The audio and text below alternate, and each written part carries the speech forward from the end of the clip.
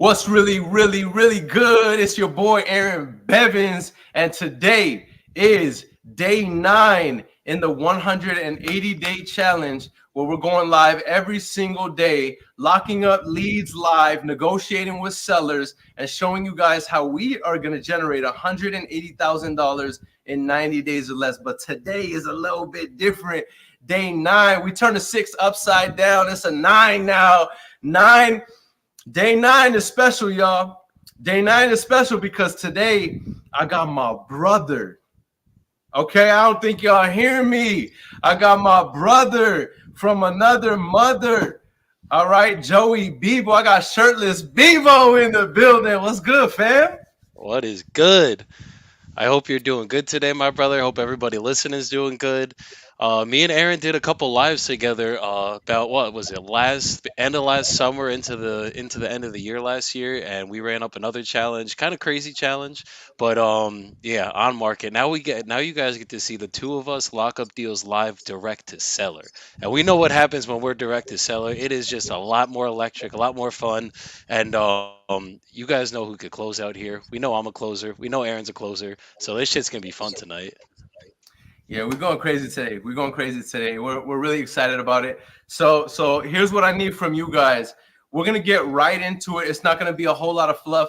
I need for you to be ready to engage with us, ready to ask questions. Talk to us. And the reason why is because the reason why me and Joey do these lives is to give you guys value. We wish when we started in the game and we were learning how to lock up deals, we wish that we had individuals that were willing to put their name, their brand on the line, put their pride on the line, and show you not just theory, not hypothesis, but exactly how to do it from a nuanced level.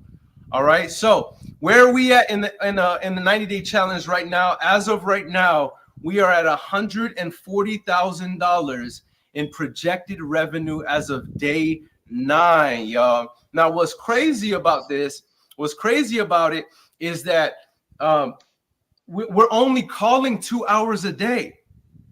And by the way, for those of you who are new to this challenge and y'all are like $140,000 in projected revenue in 8 days and 9 days, like how?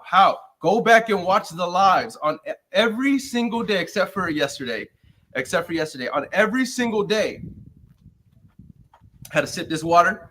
We have had either a verbal contract or an actual contract signed live here. And I've underwritten the deals for you guys live. So y'all see there's no fake in the funk, right? We're calling high quality leads. We're using the same script and sales process that I've been teaching for years that's generated my company 7 figures and millions of dollars and multi 7 figures for all of our organization amongst mentees and community members that I've been able to help along the way. So I'm incredibly excited about today, y'all. We're about to make it happen. We're going wild. Right after this intro, we're going to drop some value and we're going to get right into the call showing you guys how to lock up $180,000 in wholesale fees in 90 days. Let's get it.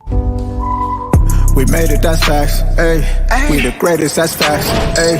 Prices raising, that's facts, ayy. That's right. But we paid it, that's facts, ayy. I did. They hate it, that's facts, ayy. Cause we changing, that's facts, ayy. We did. Can't blame them, that's facts, ayy. Cause we made it, that's facts, ayy. Cherry on top, that's a goat, yeah. Where you been, I wanna know, yeah. Greatest story ever told, yeah. Greatest story ever told, yeah. I know you wanna look up for this. Baby, let me turn you up a bit. You said you made it through hell and back. Give me the school, baby, tell the fact. Don't be shy. We in here very heavy with my brother Joey Bebo, making it happen. All right, so real quick, before we get into the live calls, all right, let me show some of y'all some love up in here.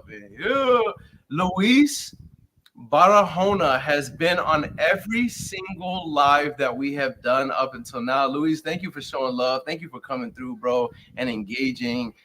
I just appreciate you, bro. We got Nico Contreras in the building today. Young killer. My Bro, was good. Y'all don't know. Nico is a member in our community. He's a superhuman for real, for real. And he's not even 20 years old. And I want to say Nico in less than 6 months, my brother is at over what, like 350,000, around $400,000 in closing funded revenue, y'all. Absolutely Sheesh. wild.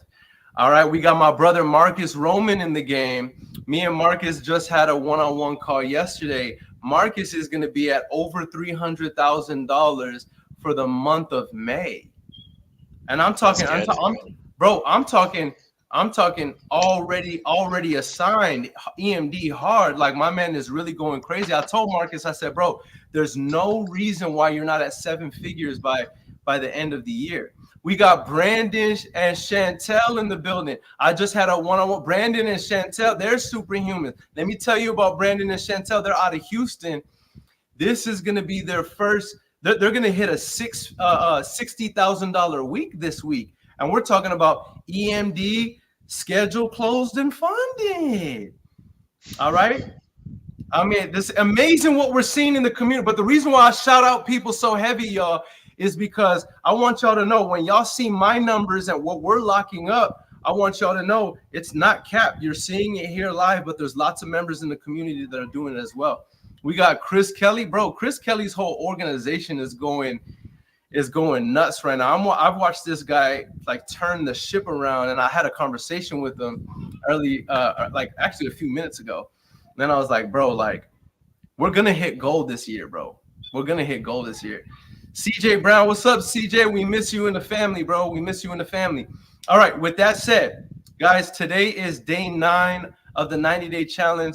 Joey, real quick, while I'm pulling up my leads, because I wanna get right to the calls, and I wanna share something with the community before we get to it. How about you, bro? You've been me and you've been working together for 7-8 months or so. What are you projected to do for the year? What are your goals? What are you looking to do, bro? So we're on track for 7 figures this year.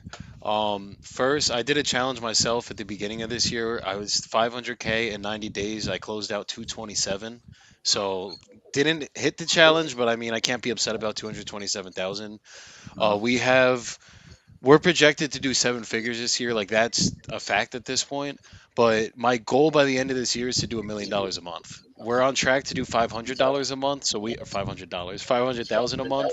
But we got to I got to turn it up a little bit more. Maybe make a couple more hires towards the end of the year to hit that $1 million month.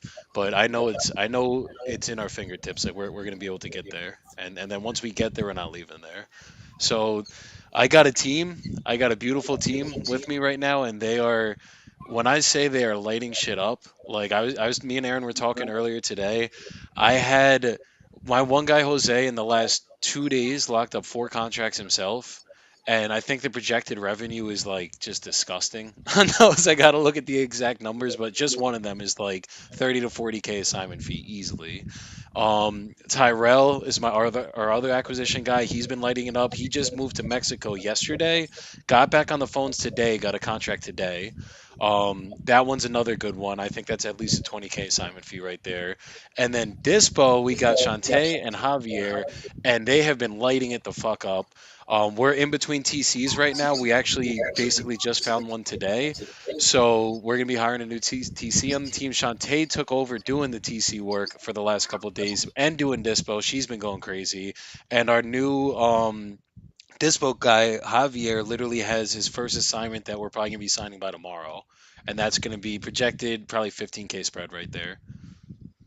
Bro, you are destroying the game right now. And one of the things about you, bro, is that you know how to take massive imperfect action. And I think that's one of the reasons, like that's one of the variables that accounts for your success, bro. So, and here's the thing about it, y'all. We could talk all we want, but that's not what we're here for. What we're here to do is make calls and lock up contracts. So, real quick, before we do that, I have to do this every single time. Now, for those of you who are you're the regulars and you're always on the calls, that's totally fine. However, there's lots of people who show up live for the first time. And so what I got to do is I have to give you guys some value before we make the live call. So I know for some of you, you might be thinking to yourself, okay, um, you know, and all good. Like I see you locking up the deals. You're at $140,000 live in projected revenue in 9 days. You know, you can do it, but what about me? You know, I don't know if I don't know if I can picture myself making that kind of money. I got you covered. I'm going to show you how you can generate a top 10% income income stream in 12 months or less. I'm going to show you right here. Boom. Here's the wholesaling superhuman challenge. All right. Boom. Shout out my boy Nicholas Contreras, says, been looking up to Joey since I joined. Keep killing it, brother. Superhuman family. I'm telling y'all right now, bro. Superhuman family is different, bro. We're a different breed, fam. The way we support and love and build one another up. What do you say, Joey? No, absolutely, dude. Nico's been a killer since I first met him. I mean, he's literally like one of the youngest kids I know that is just absolutely killing the game. And Nico's inspired people on my team and me a couple times throughout the last year of knowing him, where like we're just like, all right, like Nico is literally 19, 20 years old. If he can do this, we know we got to be doing this at this point. And that's not a knock at him. That's a good thing because it's like the kid's a killer. And I've talked to Nico before too. His trajectory is just ridiculous. By the time he's my age, bro, whoo, he's gonna be he's already in the next year he's gonna be lighting it up. But I just can't wait to see where he is by the time he's my age, because that's just ridiculous. Hey, bro, I don't know if you know this, Joey, but I don't even know if he wants me to share this, but I'm gonna share it anyway just because I'm so proud of him. Nico's not even 21 years old, bro. He just closed on his first house. Like, not an investment property. He just bought his first house, bro. Congrats, bro. That is huge. That is Like, ridiculous. Bro, hey, bro, and this is nice. Like I saw it, like you sent me pictures. I'm like, oh snap, like bro, that's a new build.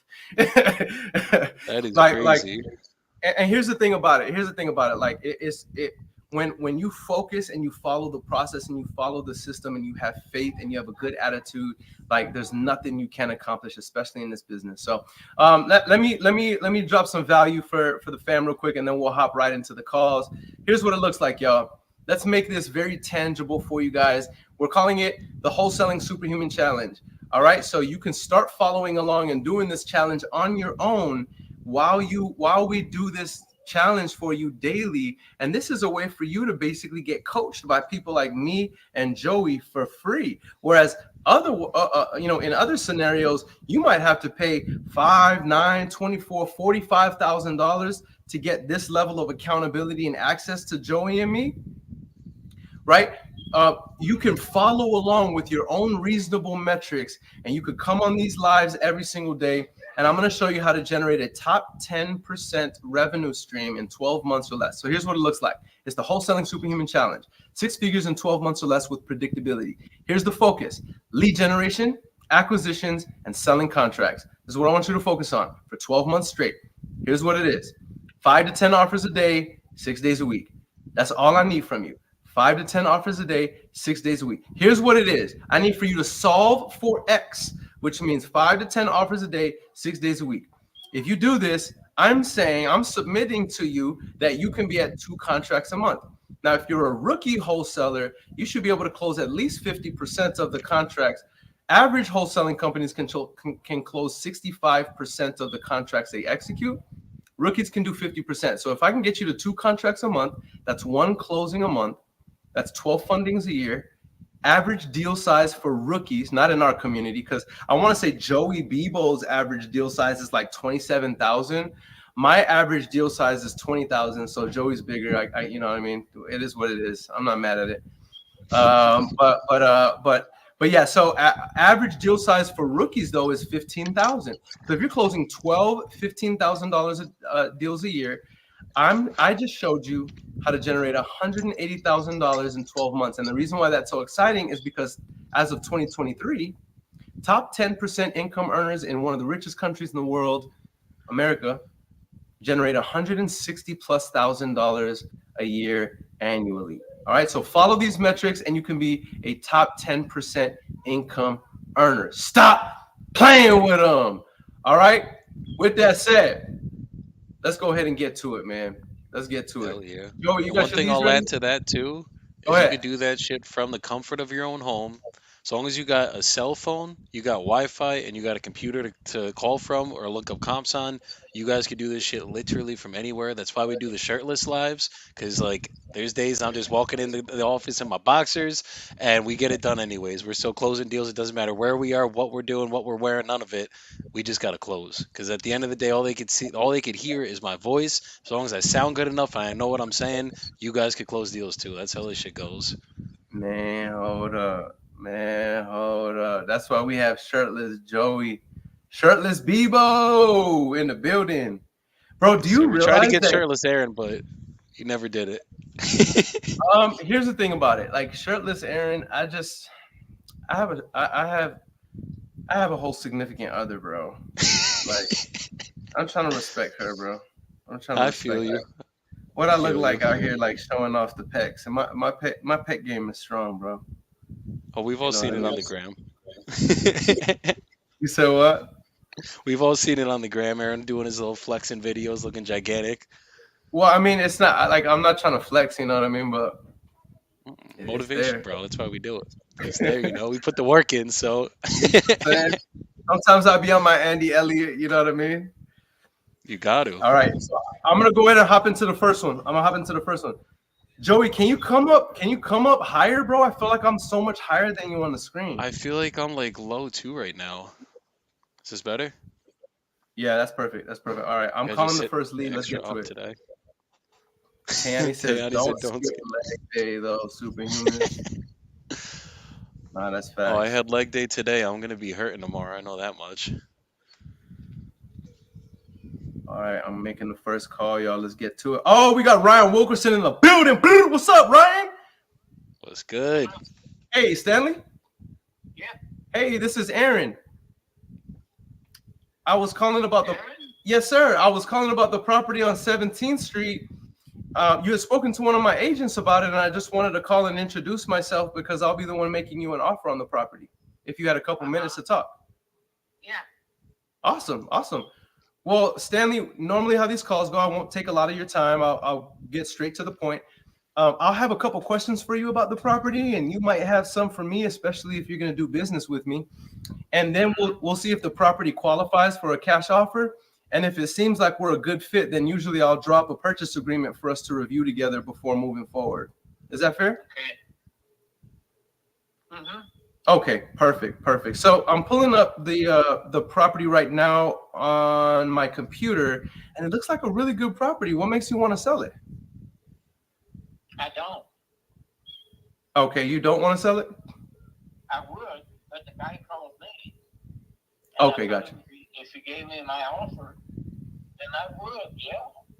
Okay, got you. And it looks like your asking price, if my notes are correct, is 200,000. If we could do cash, 200,000. How much? 200,000. No, you got it all wrong. It's 400. 400,000. Yes. Okay, understood. Yeah. Okay, 400,000. And just so you have an idea on how we operate, Mr. Stanley, we typically buy properties in as-is condition, and we can pay all the closing costs, and you don't have to pay any realtor fees or commission. So for an offer like that, would you be negotiable on the 400,000 at all? If I could just make this the easiest transaction ever? To what degree? Well, I'm not sure. What I was wondering, I can get you an offer right now. Like I said, I'm not going to waste your time. Can you just talk to me a little bit about the condition of the property? Would you say it's in perfect condition, or am I going to need to make any repairs whenever I purchase it? Now it's freshly painted, and the whole building had a $9 million roof put on it about a year ago. Mm-hmm. Okay. So it's in pretty much, and is it vacant right now, or is it occupied? No, I live here. I said I could be out in 30 days if I got the right price. Okay, understood. Okay, so you can be out in 30 days. And let me ask you this, Stanley, is there anyone else who's going to have a strong opinion about whether or not you decide to stay or move, or are you the sole decision maker? wife and myself. Your wife and yourself. Okay. So I'm about to run some numbers and make you a cash offer as I promised. Are you in a position in front of your wife where y'all can make a decision right now on the phone if I make you an offer? Mm-hmm. Okay, perfect. And it looks like this is a condo. You said there was a $9 million roof job there, so that's beautiful. And yeah, from what I can see online, this looks like it's in pretty pristine condition. So it looks like I have all the information I need to see if this one qualifies for a cash offer. Let me just place you on a brief hold, Stanley, and I'm gonna see if I can get you a cash approval. I'm gonna be right back, okay? All right, one moment. Dang, bro, I thought he wanted 200, bro. Okay, so let's run these numbers right now. So He went to 400 real quick. It's like he went 200. I want double. My notes. Now I will say this: my notes say 200. So either my it was a misunderstanding, or he's like trolling. But let's see what's up. I'm running numbers right now, y'all. This property is in Atlanta, Georgia. All right, he just hung up on me, so I'll call him back once I'm done running the numbers. Hey, we got Mo. He said, "Bros are making money while I'm paying money for salaries right now." Shout out my brother Mo. This is my brother. This is my business partner. Mo is somebody who, a lot of people don't know about Mo, but this man is one of the reasons why our organization is going to do over $6 million in revenue this year. Oh, that's and that's no cap. That's no cap. He's an absolute genius. He's an incredible operator. He's a better man than I'll ever be.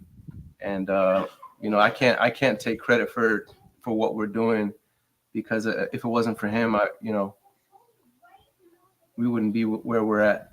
Okay, so let's take a look at this. I'm looking at the comparables right now. These properties, these are condos, and snap, bro. I'll be honest with y'all. Look, let me show y'all. Wait, is this the right? Let me make sure I'm looking at the right thing. 17th Street. Yeah, let me show y'all the screen. I think the seller is completely unrealistic, bro, if I'm being real, because can't even get him 200. I mean, look. So let me show y'all. So these are the condominiums. These are all the condos. These are all the condos within the same complex. Look at the price range. Yeah, he's bugging. Is what he's doing. 400 grand. He's wild, and he wants 400. Like the ARV for the property is probably like 240. And so, I mean, if I did a novation, let's see.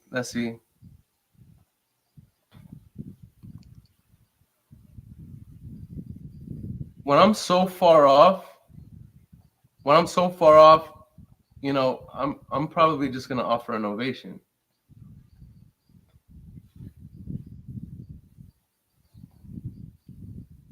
I mean, so a nice one will go for, it says here 286.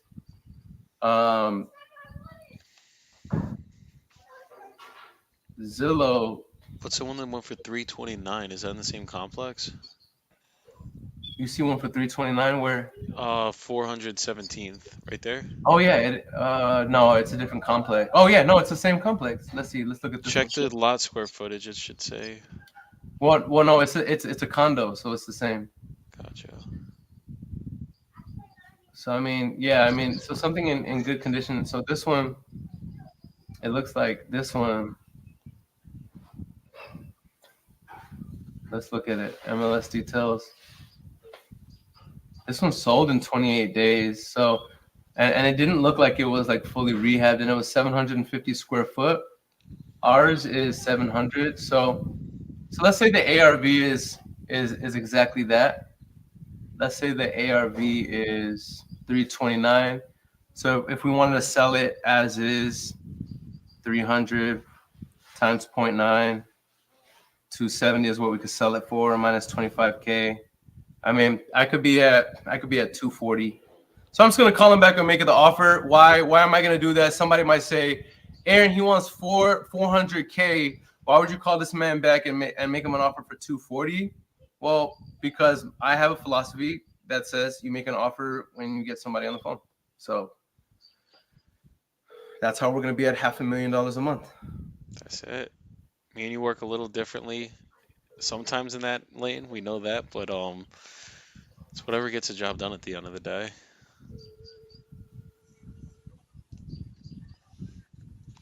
Guys, I see y'all asking questions in the comment section. We'll get to your questions. We'll get to y'all's questions.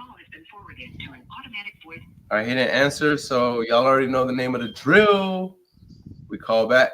Double tap that. Double tap that. It's crazy how the double tap and triple tap actually works. Bro, it really does. We've been knowing. Oh, he's calling me back right now. Let's get it. Hey, Mr. Stanley. Yeah. Hey, this is Aaron. I think we got disconnected a couple minutes ago. Okay, and where are you calling from, Aaron? I am calling from San Antonio, Texas. Okay, and what's the nature of your call? I was calling to make an offer on the property there on 17th Street, the condo. Okay, and how did you get our information? I got it on public records. I like this zip code, and I was interested in purchasing this property. And so what we do is we pull public records for zip codes that we're interested in purchasing real estate in, and y'all's name came up associated with this property, and so that's why. So this is a condo. Are you buying the building, or are you buying just one unit? I would be purchasing your unit if y'all were interested in selling. Okay, and so at what number are you at with this unit? Well, it looks like that's what I had put Mr. Stanley on a pause. And I'm sorry, my name is Aaron. Who am I speaking to? You're speaking to his wife, Jeanette. Hey, Jeanette. So yeah, that's what I was speaking with Mr. Stanley about. So it looks like we could pay all of the closing costs. We would be there wouldn't be any realtor fees involved, and we could be at $240,000 cash for the property closing pretty quickly. You are out of your freaking mind. There is no way we're going to sell this property for $240,000. Okay? So I don't know what public record you're looking at, but there's no way this property is valued way more than that. Okay? Do you know what the property is? This is 417th Street, correct? Right. And the units in here like this are going for over $400,000. Where? Where did you see that at? Where did you? I don't know where you saw this $220,000. I'm looking at a unit almost right next to yours that just sold for 218. Another one that sold for 270. How big was the unit? 750 square feet. Right. Okay. We have twice that. Oh, okay. Well, I see on public record, and so this could be wrong. I see a 700 square feet. So y'all are 1,400? No, that's not. No, that's our storage unit.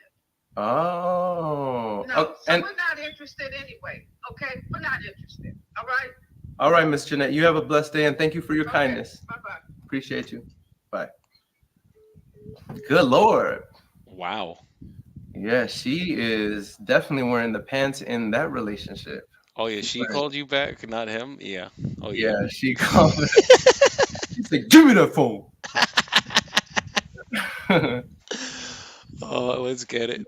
Good Lord, good Lord. All right, Joey, you're up. You're up. Yeah. So whenever me and Joey go live, we play a game called Ring Till You Sing, which means we're just gonna go back and forth. So we're gonna keep calling and making dials until somebody talks to somebody, and then we go from there. So while Joey's calling, I'm gonna shut up whenever he gets somebody on the phone, but I'll be engaging with you guys. So Bella says in YouTube, newbie question: how do you get your offer price so fast in order to be able to make so many offers in a day? Hey, Dennis. Hey, I'll Hey, answer how's right it up. going? it's going all right. Good, good. Yeah, so this is a better time to talk now? Yeah, I got a little bit of time here. I mean, I'm gonna have to start cooking dinner in about 15 minutes, but I can give you a little more time now than when I could earlier because I was at work. Got it. Got it. Okay.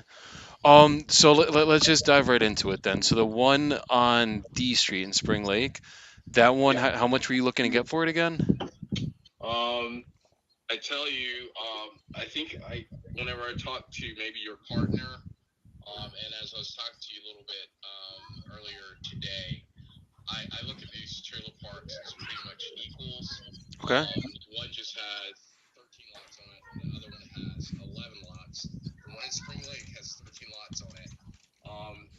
Let me pull up the data sheet on it right now. Got it. I'm logging into my computer, so I have that information readily available to Okay. me.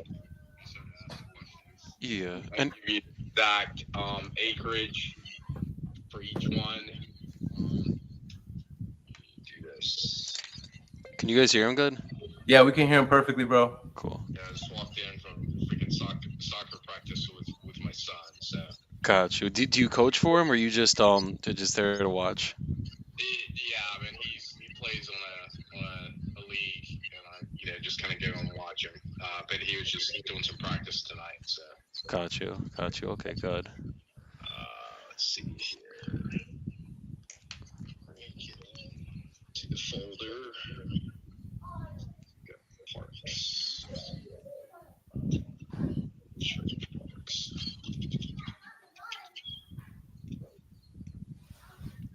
So this guy has two trailer parks that he's selling, 13 lots and 11 lots. He wants 250 for both of them, or each of them. They're in North Carolina.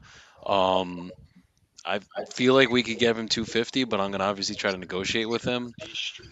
But we gotta obviously dive into them. I know they're not operating. There's like 2 or 3 units rented per park, Oh and there's wow. So he's losing money on him? and it was inherited too. Oh snap. The only thing is this is a probate, so I think there's a bunch of different heirs in it. So it's 5.2 acres. Okay. Again, it's got 13 lots on that one. Okay. It's got power. Everything's already out there. Obviously, the infrastructure there because my dad had this trailer, both of these trailer parks for years. So go ahead with any questions you ask. Okay, so you asked me what is it that we're looking for? Yeah. How much do you want to get per park? Basically, I'm looking at 250. Okay. I told your partner, we're getting a lot of activity. We've been kind of getting some activity for a while. People throwing offers kind of left and right. Okay. About 3 weeks ago, I turned down an offer. It just wasn't where it needed to be. 250 can be somewhat negotiable. Okay. But I will tell you, yeah, I mean it's negotiable, but it's not going to go a lot lower. So we can negotiate. Okay. But I'm just letting you know that, and then also I'm going to let you know as well. These parks have been inherited by me and my five other siblings. Got it. So basically, whatever we negotiate, I'm going to have to go back to them and get them to all buy in on it. Okay. And are they? I mean, as of now, are they all good with the 250? Yes. Okay. Okay. So it's basically just if we negotiate, then you just got to go get the okay from them. Yes. Okay. If I made you an offer that made you happy, are you ready to get the paperwork started today? Obviously, barring them being on board with everything. Yeah. Okay. Yeah. Okay. And then obviously, so it's you and then 5 other siblings, or you are included in the 5? No, it's me and 5 other siblings. Got it. Got it. Okay. Okay. Easy enough. And then I'm guessing you communicate with all of them and everything. Yeah, I mean they put me in charge of handling this. Beautiful. My sister was or is the executor, but she doesn't feel comfortable with handling all of this, so she's turned it over to me. Got it. Basically, whatever I deal, I've kind of been dealing with the people as they kind of call and come in, and we've been getting flyers and whatnot and all this other stuff. So I kind of been dealing with people, and whatever I take back to them, I'm just gonna like, look, this is what I've negotiated down to. Is everybody okay with this? Got it. Okay. No, that's easy enough. So the way my process works, I'm just gonna ask you a couple questions about the lots, and then I'll get you an offer on this call. As long as that offer makes sense for you, I'm gonna send you over a purchase agreement that we'll all go over together. And then as long as everything's good on that agreement, we would sign it, send it over to the title company that would obviously keep you protected as a seller, us as the buyers, and then we would just pick a closing date you're choosing to receive the money, and that would come with the wire transfer certified check. Is that good? Yeah. I mean, basically, I hear what you're saying. Okay. I've sold some property. I mean, I just recently sold some property out. I don't know if you know the area that well, out in Harnett County. I sold basically 7 acres of property out there. Okay. Honestly, I dealt with a realtor. Got it. We enter into an agreement. I mean, we're not dealing with a realtor here, so I'm gonna have to be on my P's and Q's in this process. If we say that we want to enter into an agreement, I'm gonna ask for some due diligence money until the deal is closed. Because the thing is, I mean, from what I just heard, it sounded like it would be a fairly quick transaction, but it's not final until we get paid. Absolutely. Absolutely. So due diligence money, I mean, that's not an issue. We could always figure that out. And then in the agreement, my agreement is probably the simplest agreement you'll ever look at. It's literally one page. So I'll go through it with you and just make sure you understand everything in it to the fullest before we sign anything. And then as long as you're comfortable with everything in it, then we would get it signed and then get the process going from there. We would open up escrow with the title company and then work towards getting it closed. And then obviously we would still have to do our due diligence if we get it done, get everybody out there that we need to get the deal done, and then from there, as long as everything adds up, we'll be good to close at the number we agreed on and get you guys your money. Okay. Yeah. So tell me about the trailers that are there. Is it rented? Is everything vacant? What's going on with that? All right. So basically, there are some trailers that are there. I'm going to be straight up, and I think whenever I talked to your partner, I kind of indicated they're older trailers. They're probably from, I don't know, maybe like the 90s or something like that. Okay. My dad would buy basically huge trailers, and basically whenever I was younger, I would help him kind of renovate them, and he would put them out there for sale. Not for sale, but for rent. And so basically, since he's passed years and years ago, as I said, my sister was the executor of the state. She kind of got to a point where she couldn't handle everything, and she was moving on to do other things. The condition of a lot of those trailers, probably not in the best condition. So I don't know if you're interested in trying to remodel, or maybe better, you bring in your own trailers to set them up. Got it. Or if you don't want to bring in your own trailers, then you can rent the lots.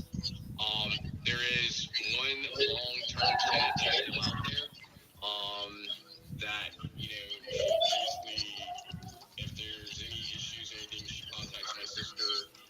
But yeah, we do have one long-time tenant that's out there at Spring Lake. Okay, so that literally has one of the lots is actually rented, and Yes. that's the only rental that's there. Everything else is vacant, so it's 1 out of 13 is rented. Old trailer or whatever. So you're probably gonna have to, if it's not what you're looking for, and if you seem like it's gonna be too much to repair, we might as well pull in another used trailer that we have or something. All right, then you'll have to move it off the lot. Got it. Okay. And then is it obviously septic systems there? Yes. Okay. Okay, septic and then well or public No, water? It's city water. Beautiful. Okay. Septic and city water. Do you know when the last time the septic systems were changed, redone, or I want to say, serviced? if I remember correctly, I think A brain fart there, forgot the word. past,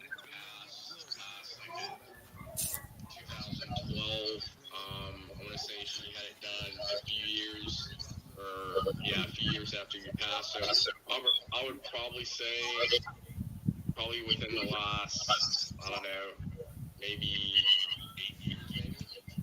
8 years. Okay. Yeah, I would say somewhere in there. Okay, that's not bad. And then on all the trailers, like everything, I'm guessing is original to the 90s when they were put on there.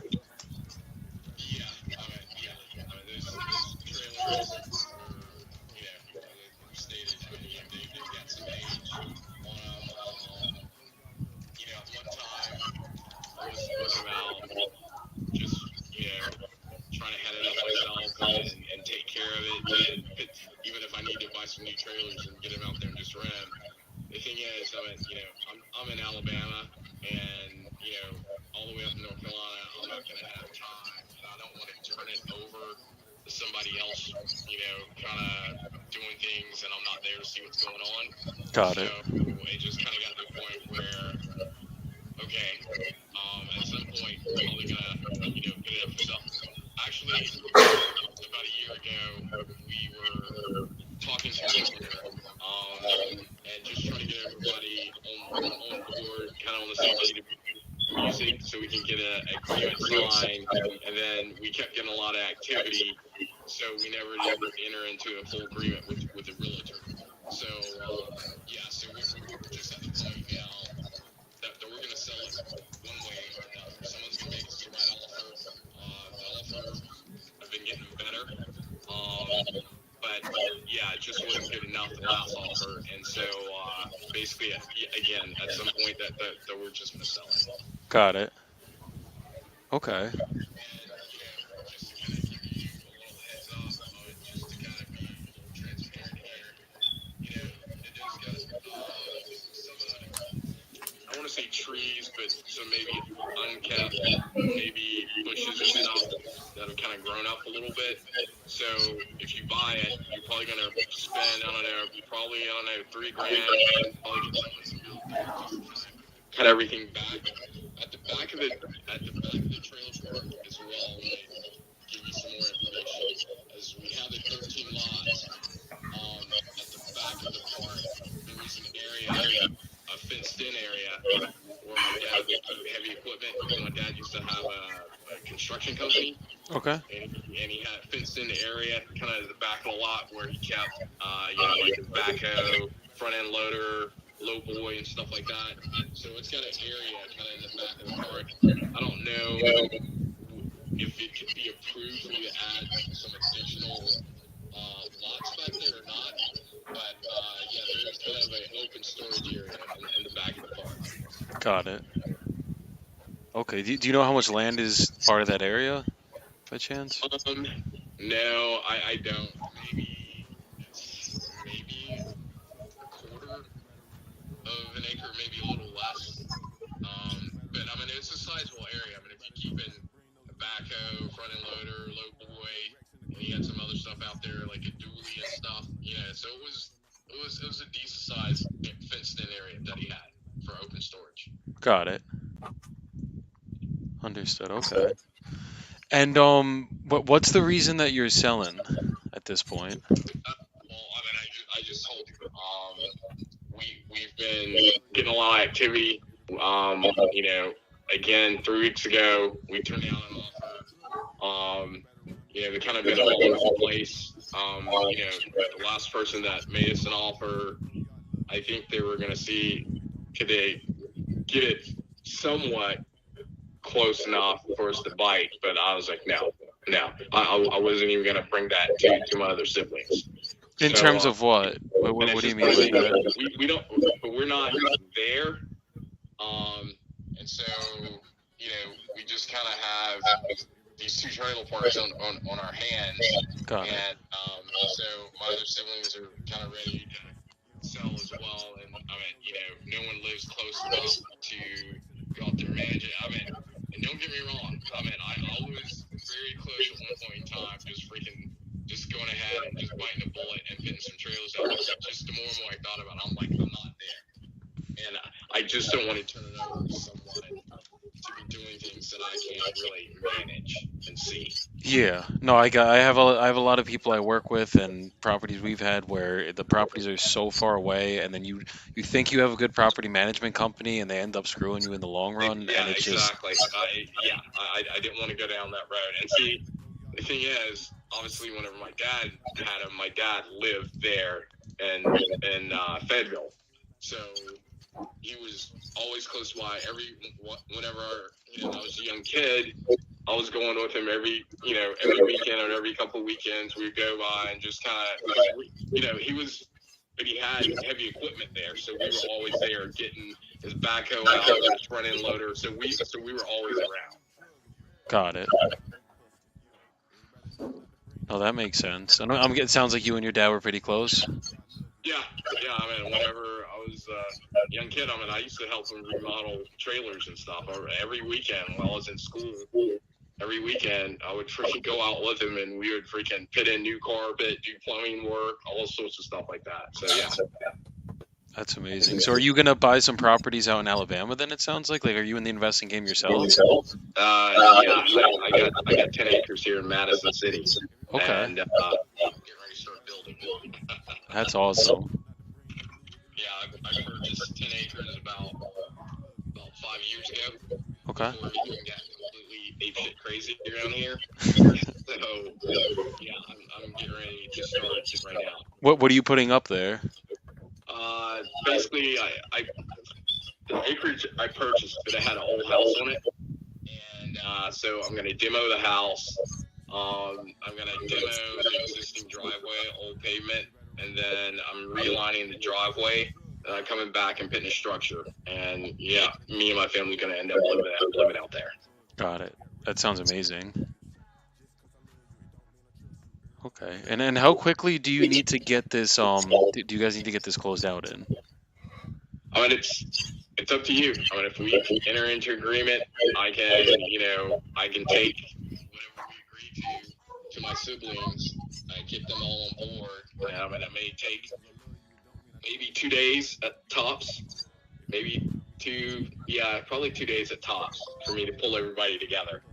And then from there, once I can pull everybody together and we sign documents, I guess then we're ready to roll. Okay. And I mean, is there a way to get them all on a call at once? Like if we do agree on price, obviously. I'll have to reach out to everybody and we'll do a group call. Yeah. Hey, I've talked to so and so, and he's serious about purchasing, and hey, is everybody on board with this? And basically, everyone's gonna kind of give me thumbs up. Some give me thumbs up, and some may ask some questions. And I'm gonna like, look, this is what we pretty much talked about. This is we're looking at this, this kind of order of magnitude for sale, this price here. And even though it may not be exactly what it is, but this is the best that I was able to negotiate. Got it. Okay. I'm gonna talk to my partner really quick. I'm just gonna place you on a brief hold. Just give me I'd say 30 seconds to a minute max, because I basically have everything I need here. Before I place you on a brief hold, if we covered all the closing costs, there are no realtor commissions with us, and then we can make this super simple on everybody, what would be the best price you guys be willing to take that you guys have already discussed?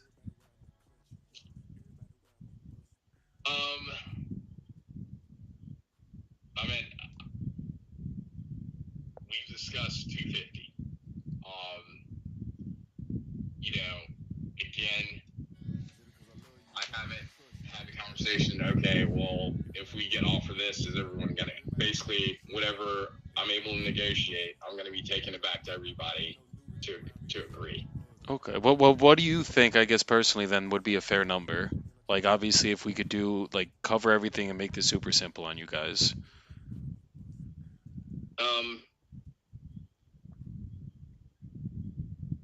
I don't know. We're talking. I don't know. Somewhere in the neighborhood, maybe about 235.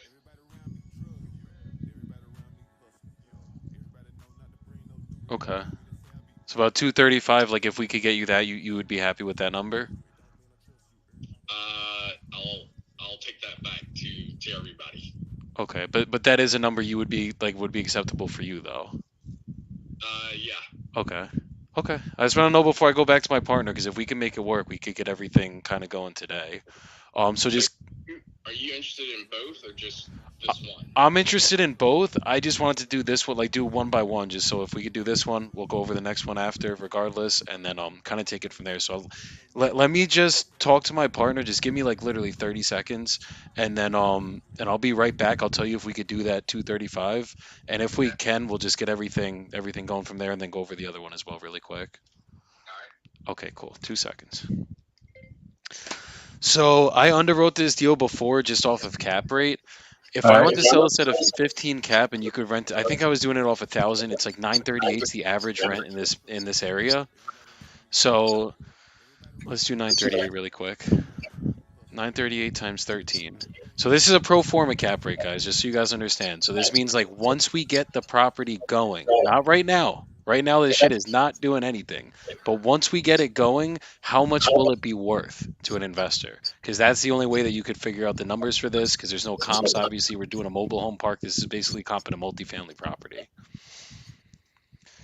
12,194 a month is what it would, that would be the gross every month. So that times 12 is 146,328. So give me 2 seconds. I just want to write this down somewhere. What would you do for expenses, Aaron, if you had to do a percentage? 25%? If we want to overestimate? In terms of expenses, Mhm. for If we wanted to guesstimate the expenses, like obviously like taxes, insurance, everything an investor would have to pay. how many units are there? 13. All right, so we have do they pay the utilities, or do the tenants pay it? There's only one tenant there, so it's going to be on the new owner.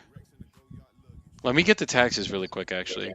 Yeah. Hey, Dennis, really quick, I'm sorry. The only thing I forgot to get, how much are the expenses there right now? I'm sorry? How much are the expenses there right now? Like, what's the taxes? Is there insurance you guys are paying? Like, what does the expenses look like really quick? I'm sorry. The taxes per year, I'm thinking, actually, I have an old tax sheet right here. Hold up. Okay. Let me.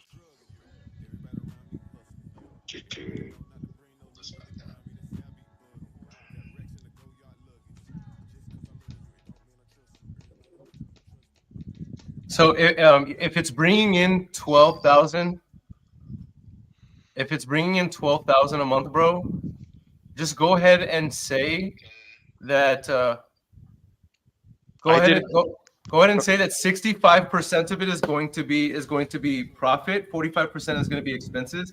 It's going to be about $7,800 a month. So just run your numbers off of $7,800 a month.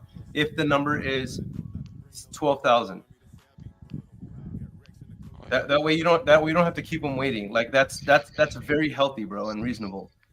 I'm saying this in front of thousands of people who are gonna watch this, so like I'm confident in that. I mean, you can't go wrong with 45% expenses. Like that's just Or 35, I think. This property summary sheet. Okay. Let me scroll down. So really quick, because I'm gonna just put him back on and then come right back. 624 is what it would be worth fixed up if it was operating. He wants. How much is he asking? He wants 250. Yeah. How much work is it gonna need in order to get there? Like what? I can't see it needing more than like all you got. Even if you have to buy new trailers, like how much is a brand new trailer?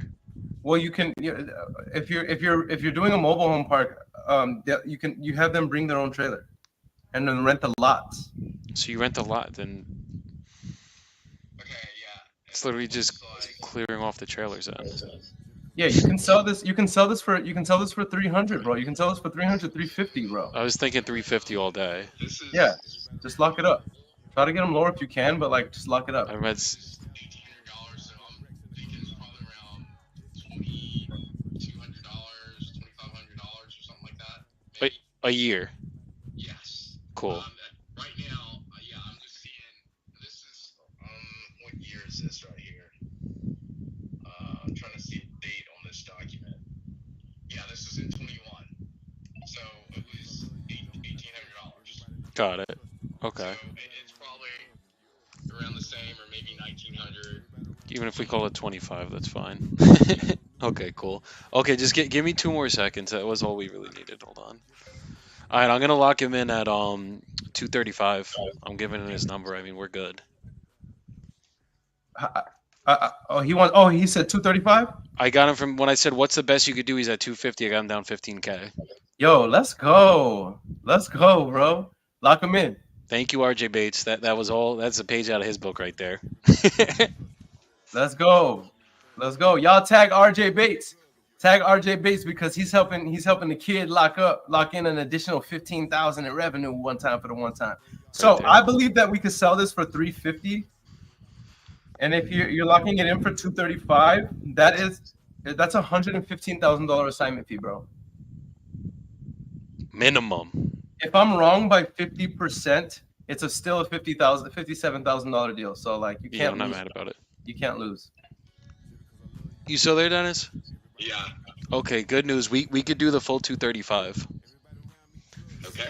Yeah. So there's no way to get everybody on the phone tonight, I'm guessing. Well, the thing is this: I'm about to start cooking dinner for my boys. Gotcha. I will reach out to my sister to see can she get everyone for a group call as I'm cooking, or after I eat. If I can't get them tonight, then tomorrow, I'll get everybody on the phone and present them to, hey, this is what, you guys are willing to offer. Is everybody in agreement? Okay. And then if you Yeah, the thing is, you can call me back tomorrow for sure. And I know I would have talked to, a few of them, maybe not all. And by tomorrow, by the end of the day, I should be able to talk to all of them because, as I said, it's late here. I got to cook dinner for my boys. I got you. And, so I got to get dinner going, but I'm going to reach out to one of my siblings right now and kind of get the conversation started. Okay, and then what would be a good time tomorrow to circle back? And then can we also just go over the other one really quick and see if we can make that one work too? Yeah. You can call me, later in the evening tomorrow because same thing. I don't have soccer tomorrow, but I got Muay Thai. So I got to take my boys to their fighting class. And I'll be getting home about 6:30ish my time, which would be 7:30 your time. Okay. So, so around, the 7:30 your time, 8 o'clock your time, or something like that. Okay, and as long as everybody's on board with everything, is there any way you could just have everybody on that call and we could just go over the agreements together and get everything rolling from there? Yeah. I mean, I can look at trying to set up a call tomorrow night. Okay. And even if like some of them could do it earlier in the day, like once everyone's good to go, even if I got to do like them earlier, you later, whatever we got to do, we could obviously always work it out to get everything signed. Okay. Yeah. And then for the other park, what is? Okay. You're saying get everything signed. I mean, the thing is, yeah, you can send over a document. We can, I gotta pass it around. Everyone's gotta sign it, all that stuff like that. Yeah. I'm gonna have to get with my sister who has, I guess, like the official title. Okay. To the property. And all that, because I'm sure for us to close the deal, it's going to need to be notarized and all that stuff like that. So, we're gonna have to go through the title company, so that's fine. The title like obviously, if everybody's on the deed or gone through the probate, everyone's gonna have to sign the purchase agreement. That's just the agreement to obviously get the process started. And then once it comes to actually like closing on this, we'll send a mobile notary out to you guys to sign all the closing docs, and then that's obviously how that would go. So if your sister's the one that's the executor, she'll have to I guess be the main signer for it, but I'm guessing everyone else should have to sign off on it as well. Yeah. Yeah, so I just want to basically make sure I can go over everything with everyone, make sure everyone understands exactly what we're doing, and then as long as you guys are good with it, we'll get it signed and get everything rolling for you. Okay. Yeah. And I guess, as you stated, tomorrow we'll go over the other property. Yes. Okay. Do you have time today to go over it really quick, or you got to get dinner going? I can give you a quick rundown. Let me pull up the sheet on that. Okay, I'll try to be quicker on that one than I was on this one. I'll give you a quick rundown. Cool. Find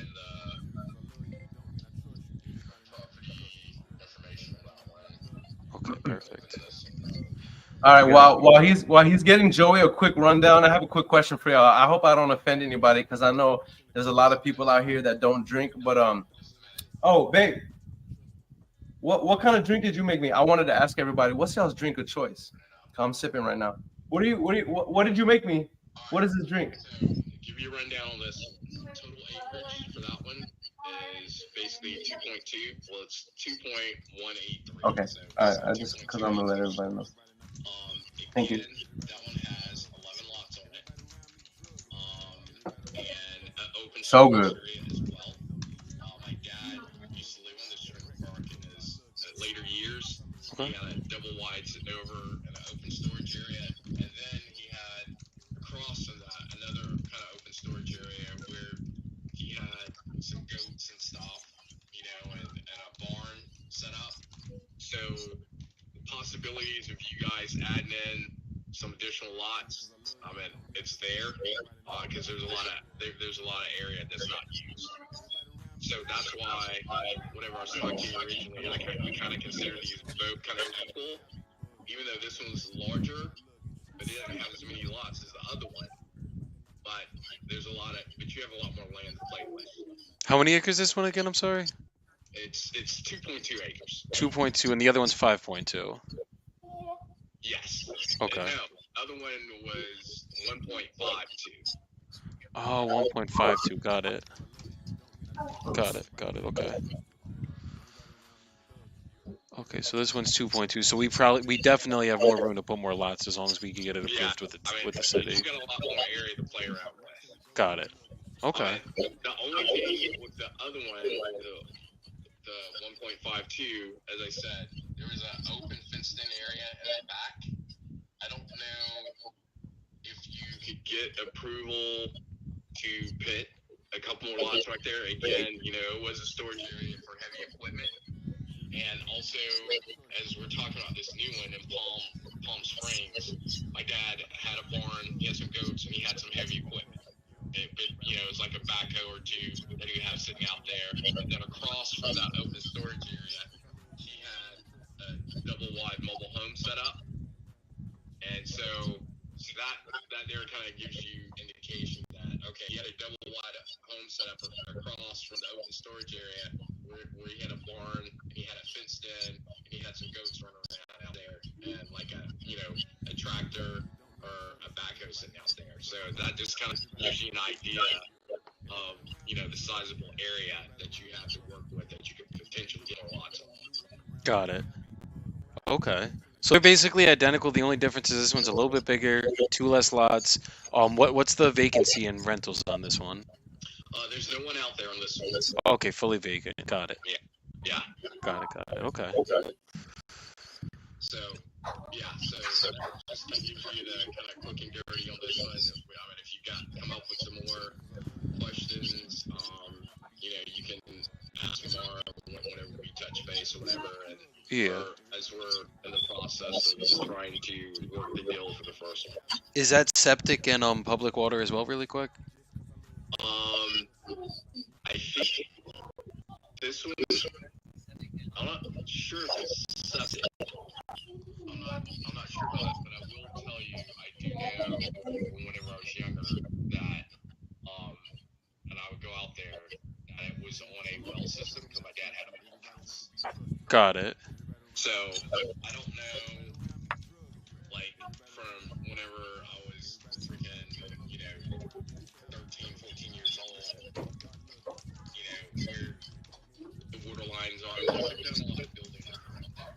So, it may be right outside the water park not the water park, but the trailer park where you can tap into maybe city water. But yeah, I do remember as a kid that it was a well system there, and he had a pump house. Got it. Okay. And that one you're looking for 250 as well, I guess, or would you be good with the 235 on that one as well? Yeah. Okay. If this one's basically identical, we should be good to get you the 235 for this one as well. Give me just give me another 2 seconds. Let me just like get the not okay from my partner. As long as he's good, let's just get the verbal today, and then we'll get everything going for both of them. As long as we're good to go. Okay, 2 seconds. Aaron, we get to lock it up, partner. Bro, lock that joint up, bro. Lock it up. That is if the numbers are as you say, and everything is as we had arranged the numbers for. That is approximately. Hold on, let me tell you right now. Hold on. That is approximately. This is a $230,000 package deal. Here's why we said that, guys.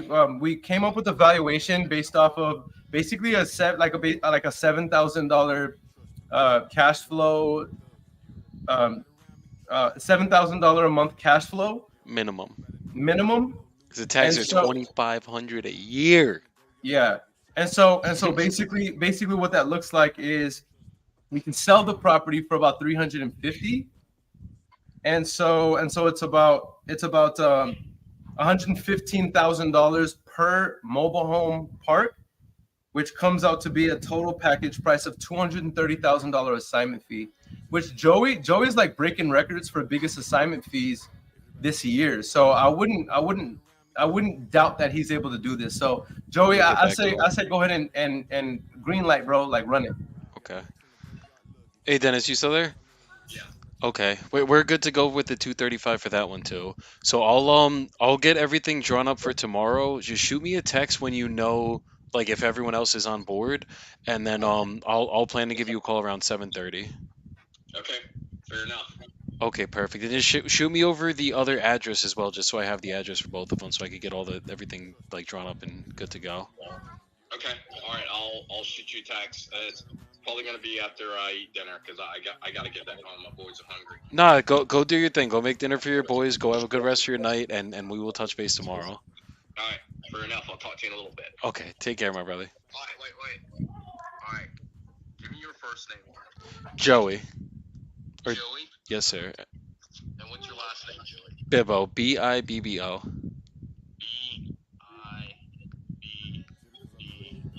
Yeah, I'll shoot you a text with it too. Okay. All right. I got it, Joey, and we'll talk tomorrow. Okay. Thank you so much, Dennis. Okay. All right. Bye. Take care. Bye. Yo, Let's he get is it. him. He is him. Let's go, Joey. Let's go, guys. What you just saw right now is a $230,000 conversation. This is why we do these lives, y'all. Because I want y'all to put it in the comment section. If you're on IG, if you're on YouTube, if you're on Twitch, if you're on LinkedIn, if you're on Instagram, if you're on Facebook, put it in the comment section. What stood out to you? I just want to say this.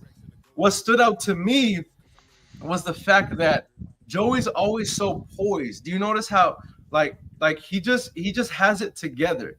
So I know for me, if I was having a conversation and I knew that, man, I could be making $230,000 on this deal, my voice might be shaking a little bit. I'm not gonna hold you.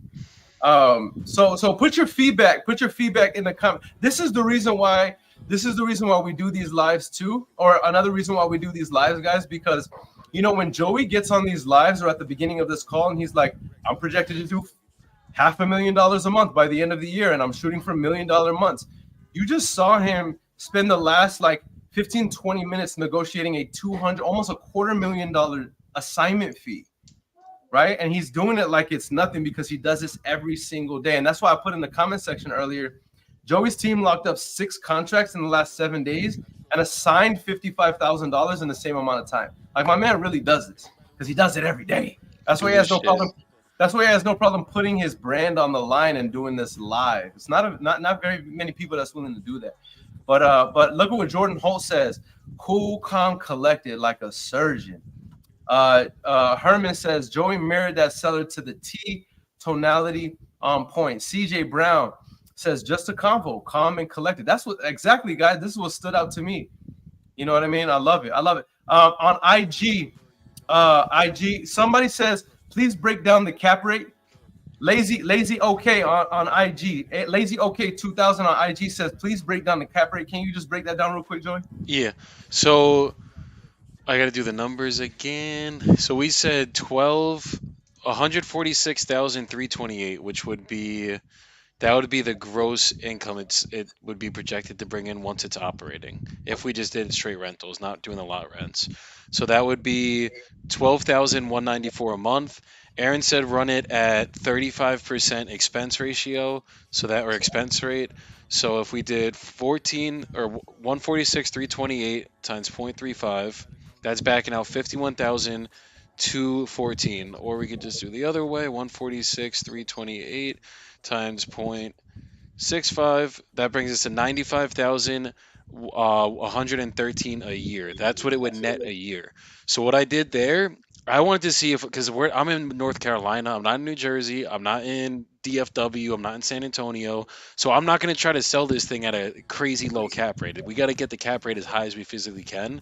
So I was looking at it as this. I said if I could sell it at a 15% pro forma cap rate because it's not operating right now, what would it be worth on the back end? What it would be worth if you do 95,113 divided by 0.15, that's 634,000. He wanted 300 or 235,000. Let's say it takes 200 grand to get this park up and running. 200 grand. If you want to put that in a flip calculator, look at it that way. That's how you could see how much somebody can make if they wanted to sell it at that 15 cap once it's up and operating, how much equity they would have in between.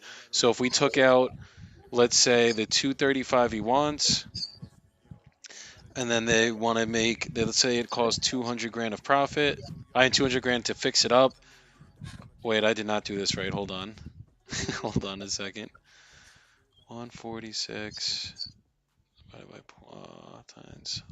We got to be transparent with the people. So this is good. This is good for people to see this live. Divided by 0.15. That's 633. We back out the two. Let's say we want to sell it for 350. Actually, I'm sorry. So, geez, hold on 2 more seconds.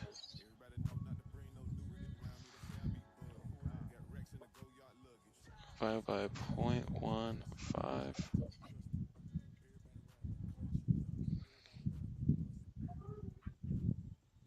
So if we wanted to back out 200 grand on rehab minus the 350, $83,000 profit there, 200 grand rehab. And honestly, it's probably not even going to be a 200 grand rehab because, so as Aaron said, someone could probably easily take out those trailers. But still, it's an 83 grand profit, 200 grand rehab. Or someone's just going to buy trailers, put them on the lot, rent it out, do it that way. Bro, but most people who run mobile parks, like a lot of savvy mobile home park owners, they're not going to want to own the mobile homes. They're going to rent out the lots. They're going to rent out the lots. And they're going to have people bring in their mobile homes there, or RVs. So if you did that, and let's say you could rent it out for $600 a month per lot, then that's another way to underwrite this. And then you don't got to do the 200 grand rehab. What's it going to cost? 15, 20 grand to lug all those trailers off of there, maybe clean up the land, maybe another 10 grand there to clean up the land. That's probably your all in 350. You're probably all in 375, and then you could do 600 a month. It's still going to be, and then if you do the lot rent, you usually want to include the utilities and everything in there. It's still probably going to be at a stupid cap rate to sell that thing or to just operate it. Yeah. Come on, we out here. I love it. All right, Lazy OK. I hope that answers your question, bro. All right. So, Joey, good work, bro. We love to see it. Potential 200, almost $250,000 assignment fee. All right, bro. I'm ready to get to it, bro. You got me sitting on the bench. I'm used to running these lives on my own. So, bro, I'm like getting antsy sitting on the bench. I mean, I love it because I'm learning from you while I'm listening to you. But man, I'm ready to get to these calls. All right, that's how I feel every time I do with anybody else, dude. I'm just like, nah, put me in, coach. Come on. For real, right? Like it's exciting. And then whenever I'm with you, Joey, you make me step my game up because I watch your style and I watch you be so successful. And so now it's like, all right, I want to get in there. I want to do it. I love it. So CJ Brown says, "What you sipping on?" Okay, so, all right. So I got to do this real quick before I get into my next call. I asked everybody. I said, "Okay, look, I'm not trying to be offensive because I know a lot of y'all's gurus really be winning y'all's hearts over with their sobriety. Well, I am not that man. I be sipping. All right, I be sipping. I be sipping. All right, so what I asked was, what's y'all's drink of choice? I want to know in the comment section real quick because I love to get to know the audience. What's y'all's drink of choice? I want to know what do y'all be sipping on. And my man CJ Brown, he said old fashioned. That is my drink. That's your drink, Joey. You strike me as an old fashioned type dude. Hell yeah. Got to do some bullet on that old fashioned, and I'm chilling right there. Okay. My brother Cleopa, he says Crown Apple and Sprite is my go-to. My brother Moses Mark says a little bit of straight bourbon never hurt anybody. Hell All right, might just be my inner Midwest kicking in. So for me, Cece made me this drink, and this is Cece. What is this drink again? What's the drink again? It's TX whiskey. If y'all never had TX whiskey, bro, let me tell y'all, TX whiskey goes so hard. But can you tell me the drink again? Because CC made it for me up. TX whiskey and blood orange soda and mango. And she put tahini on it. If y'all can't see tahini on it, bro, let me tell y'all, this drink is so doggone good. This drink is so good, bro. I know. Roger said getting loose. I don't know if I'm getting loose. I mean, bro, I'm sipping one drink. Meanwhile, Joey's drinking up water. I got a wedding tomorrow, so I gotta prep. I gotta stay nice and hydrated because we know we're gonna be drinking there. Okay, so I want to know, y'all. I want to know what's y'all's drink of choice, because I am not the one to be. I am not the one to be. You know, I'm sober. I don't knock anybody for being sober. Like congrats to everybody who is, but that's just not me. Roger says straight whiskey. Sips and flips. Yvette says my choice drink Arnold Palmer. Okay, I'm not mad at it. All right. On IG, El Henny Baby says tequila Don Julio Anejo. Hey, somebody says let me kiss your head. Why? Whose head? Joey? Yaya. Nobody kissing the baldy, I'll tell you that.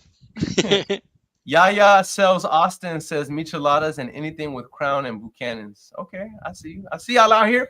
All right, let's go ahead and get to the next call. I'm thirsty. No pun intended. I'm thirsty. Actually, I'm not really thirsty. I'm hungry. It's a difference. All right.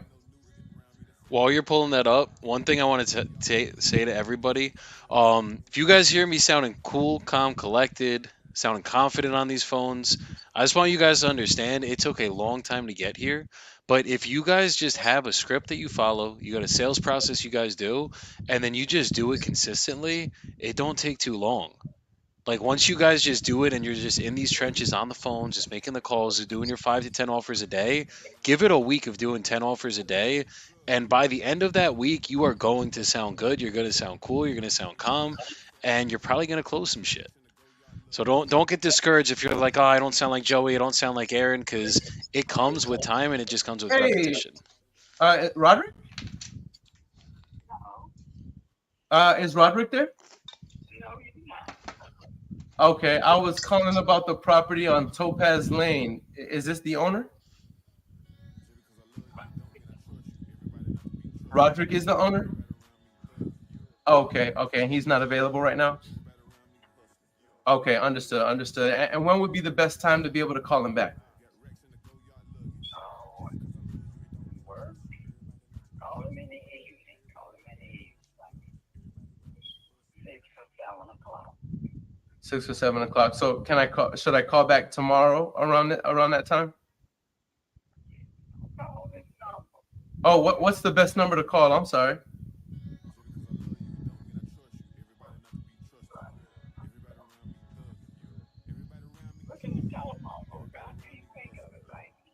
The telephone book. I haven't seen a telephone book in years.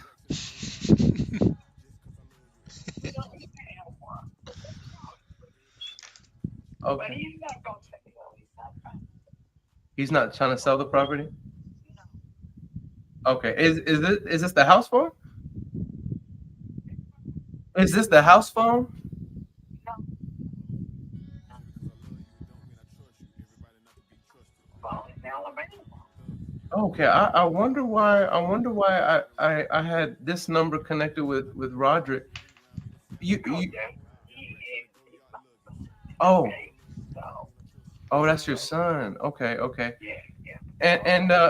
And you, you don't have his number? I can't remember my own name. I understand. Oh. I understand. I understand. Okay. Well, well, thank you so much. Thank you so much. Do you think you'll? Yes, ma'am. No problem. Have a blessed day. Bye, bruh. She's trying to block him, bro. She's trying to wanna give a block this number? man. All right, we're gonna follow up tomorrow. All right, follow up, and I'm gonna assign this back to our VA and find Roderick's number. Seller. Oh, I'm sorry. Spoke with his mother, and she says she doesn't remember his number. So, Joey, let me get another one, bro. Nah, do your thing, bro. All right, bet. All right, so what I'm gonna do, I'm going to assign this to a VA. And basically what that means is I'm pushing it back to my VA team, letting them know the situation. That way I can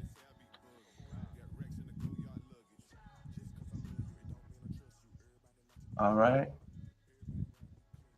My boy Roger E. Bremer says, just got a VA and she brought in 3 agent leads yesterday, willing to accept terms, and we're closing Gator deals with my partner. See, look, I'm trying to tell people, Roger, that there's so much value in working with a solid team that provides you like a solid leads. A lot of people want to know, how is it that we're day 8 as of yesterday. We're today's day 9. But how are we 9 days into the challenge, only calling 2 hours a day, and we're already at $140,000 in projected revenues because of our team that's providing these leads. All right. So on to the next one. On to the next one. Okay, let's see. So this one. All right, I'm about to make the dial. Let's get it. Let's get it.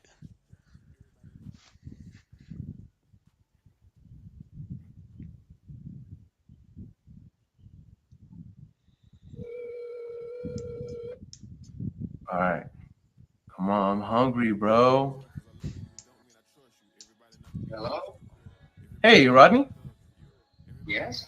Hey, Rodney, this is Aaron. Okay. You had spoke to one of my agents a little while ago about your property on East Warren. Yeah, buddy, I'm not ready to sell yet. Oh, okay. Completely understood. When should I follow up with you? Oh, man, I'm 62. I don't know. Where am I going to live if I sell my house? You know what I mean? Got you. So you're not really interested in selling at all right now? I don't know. If you come up with 360,000, I might consider it. 260,000? I mean, shoot, if that's your asking price, I might be able to offer that. I can't guarantee you. If you have 5 minutes to talk on the phone, I can come up with an offer for you. How about you call me tomorrow morning? I can definitely do that too. When would be the best time to call you? I'd say about 10 o'clock in the morning. Okay, got you. Beautiful. I'm gonna completely understood. I'm gonna make a note of that right here, and I'll reach out to you tomorrow morning, and let's see if we're a good fit. Yeah. Yes, sir. You too. Bye. with you. All right, so I'm looking at the numbers right now, and this could possibly be a good novation because I'm looking at this property could be worth easily over 300,000, and Sheesh. seller is asking a seller he's like 260, and actually I have that on my notes. All right, and so Tiffany Pryor says, where did you find your VA? So these VAs that provide us with leads, Tiffany, these are the highest quality VAs that you can work with in the industry. Right now, we're working with, on average, a 3 to 5 to 1 lead to contract. All right, so on average, it's about 4 to 1 leads to get one contract. Average deal is $20,000. All right, stop playing. I have never seen. Matter of fact, Nicholas Smith, he's in our community, Joey, and he just started utilizing these VAs on day 1 of this week, bro. 2 callers provided 14 leads. I heard And he that. got one contract on the same day, bro. Yeah, that's insane. That's wild. There's no other. Listen, tag anybody who owns a VA company. I'll say it here live. There is no other VA company that can service like that. And by the way, I'm going live, locking up these deals, calling these sellers, and that's the reason why we're at $140,000 in projected revenue in 9 days. There ain't no cap here. Come on, it's no cap here. All right, Moses says, I heard about Nick getting 14 leads. I was like, WTF. All right, so guys, a little bit of an update, not an update, but ninja tip for you. You'll hear me say this over and over again. After you talk to a seller, always update the notes in your CRM. All right, it sounds like a little thing, but I promise you, you're going to be talking to so many people that you need to put the notes in your CRM so that you don't forget what you talked about. So called seller, and he said he would sell for 260.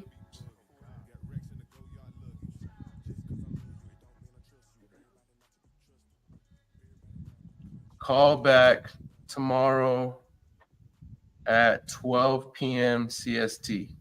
He's in California, and he said 10 a.m., so that's 12 p.m. CST our time. So I'm just making the note right here. And then I'm going to put our follow-up date for tomorrow at 12 p.m. CST. Joey, bro, let me get one more, bro. Please, Go bro. take it, bro. I got 2 contracts going out tomorrow from this call, so You got 2 contracts. You were on the phone for 45 minutes, and you have 2 contracts at a potential $250,000, bro. And now I feel worthless next to you right now. All All right. right. Got what, 115? You said K. 140. 140K in projected revenue. You ain't worthless next to me, Papa. You got 2 killers on this fucking call today. Come on, fam. You know the vibes. All right, one more. Let me just get one more because No, take the call. Give me 2 seconds too. Let me just run to the restroom really quick. All right. Bet. All right, so I'm gonna be on a solo layout while my man uses the restroom. All right, y'all. All right, let's get to it. I'm trying to get to this bag, family. All right. So I'm pulling up my leads right now. All right, and I want to know.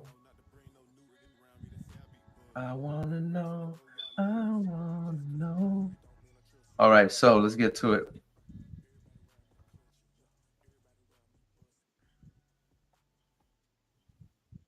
What did you guys do today that advanced you closer to your goals? Put it in the chat so I can shout you out. Y'all know I like to show you love.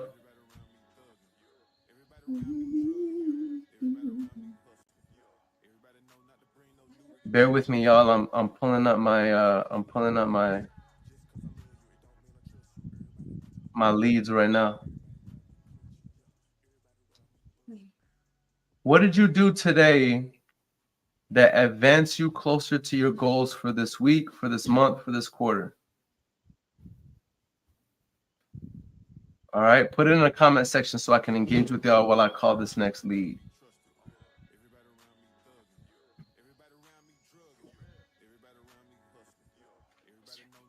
No, you're not.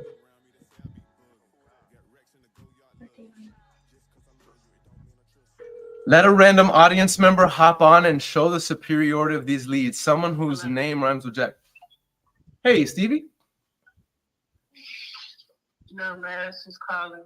Yes, this is Aaron. I was looking for the owner of Taft Street. Okay. If you're calling and you don't know him, you don't just call somebody and yell out their first name, right? Well, or on my record. Okay. Okay. Bruh, why the attitude? Ugh. Hey, Stevie. Yeah, bro. Hey, this is Aaron. Yes, sir. I was calling about the property on Taft Street. I think you had spoke to one of my agents some time ago, and I just wanted to call and introduce myself because I'll be the one making you an offer on the property. If you had a couple minutes. What I need a couple minutes, you should have your offer ready, right? Well, I haven't seen the inside of the property, so I just had a couple questions for you. Yes. I got you. Hold on one moment. I'm in front of my computer right now. So, boom, boom, boom. I'm pulling it up right now. Boom, boom. And got it. I got it right here. Okay, now look through the pictures. Yes, sir. I see it.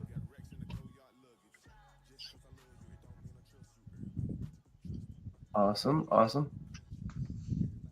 And so, I'd love to make an offer on the property, just to kind of give you an idea. And I'm not going to waste any of your time. You know, this can be a brief call because I know I'm calling out of the blue, and I just wanted to make sure I called you before I left the office, just to kind of give you an idea, Stevie, about how we operate. We buy properties in as-is condition, and I can pay all the closing costs for you, and you don't have to worry about any realtor fees and commissions. So, I mean, for an offer like that, if I can make this a super easy purchase, what range did you need to be in? If we could just Wait.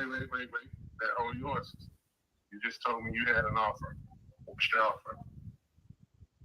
All right, I said I would make you an offer, and I can definitely do that right here on the call. Like I said, I'm not going to waste your time.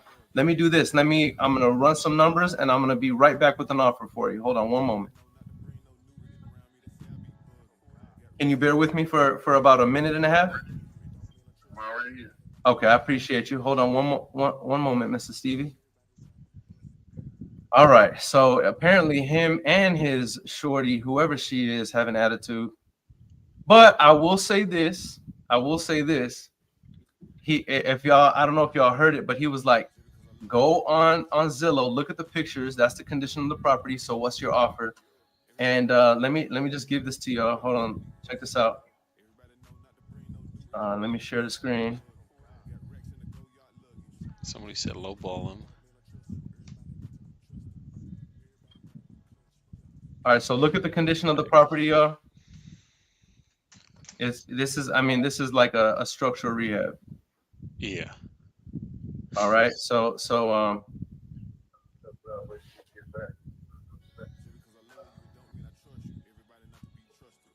right. This is why we put them on hold too, guys. Sometimes you're gonna hear him say, "Oh, I'm not gonna take any less than 30 grand." Yeah.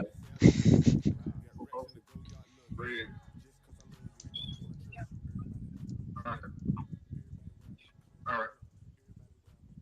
Mr. Stevie, I'm just letting you know I haven't forgotten about you. I had to refresh my browser, but I'm about to have my numbers in just a bit. One moment, sir. Thank you. All right, so just wanted to buy myself some time. Let's run these numbers one time for the one time. All right, let's see. So our property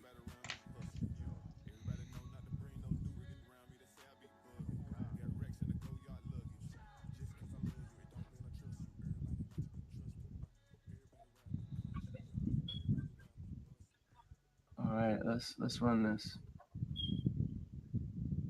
Our property is a 4-bedroom, 2-bath, 1,188 square feet. And Mr. Stevie, just to confirm, because I'm looking at public records and I want to make sure I get you a number right down to the penny. Our property is a 1,188 square feet, 4-bedroom, 2-bath, correct? Okay, all right. Just want to make sure. Hold on one moment. All right, so 4-bedroom, 2-bath, 1,188 square feet, built in 50. Okay, 1,188 square feet, 1,188 square feet, built in 50.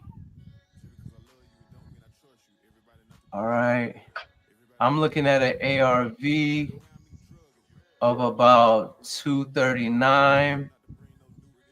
Where's that? When was that built? When was that built? When was that built? Yeah, 35. So I'm looking at an ARV of about 239, easy peasy. This is a structural rehab. And then Mr. Stevie, last thing I'll ask. I could see all of the pictures, but I don't really see. I mean, the roof. I'm just imagining. I just want to make sure. It looks like the roof will need to be replaced as well. Correct? Yep. Yep. Exactly. Okay. I'm almost there. Bear with me. Yeah, the HVAC, but someone stole the heater fan outside. Son of a gun. Okay, well, that's good to know. Okay. I'm gonna be right back. All right, so what I'm seeing is if the ARV is 239 on this one,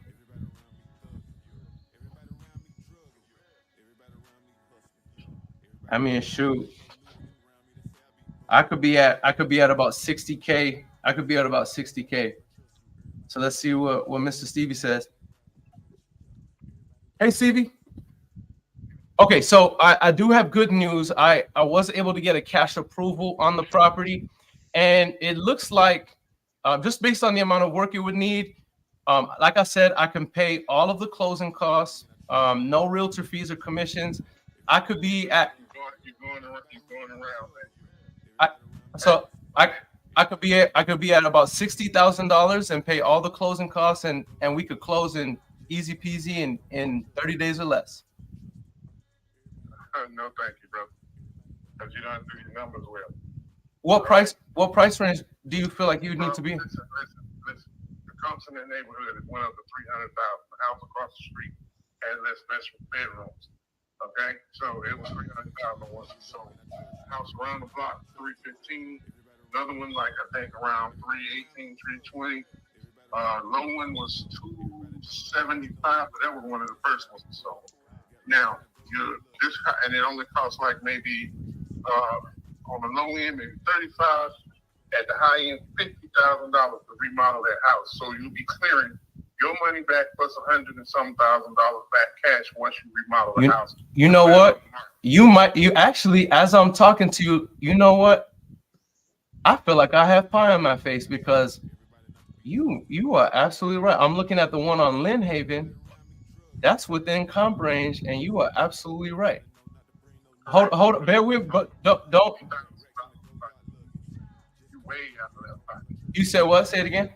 You way out of left pocket. You offering me a poverty help offer. You actually, I stand corrected. I did not see that. I'll tell you what, before you hang up on me, just bear with me. Hold on one moment. Let me take this back to my underwriting 1 second. All right, so actually I didn't see this. Our property, y'all, is 1188, which according to comp appraisal rules, 1371 is our comparable. 1371 minus our 1188. Comp rule says we could be within 250 according to updated appraisal rules. Y'all check me if I'm wrong. We could be within 250 to 300 square feet. We're within 183. So our ARV on this joint, he's not lying. We could be at 345. So if we're at 345,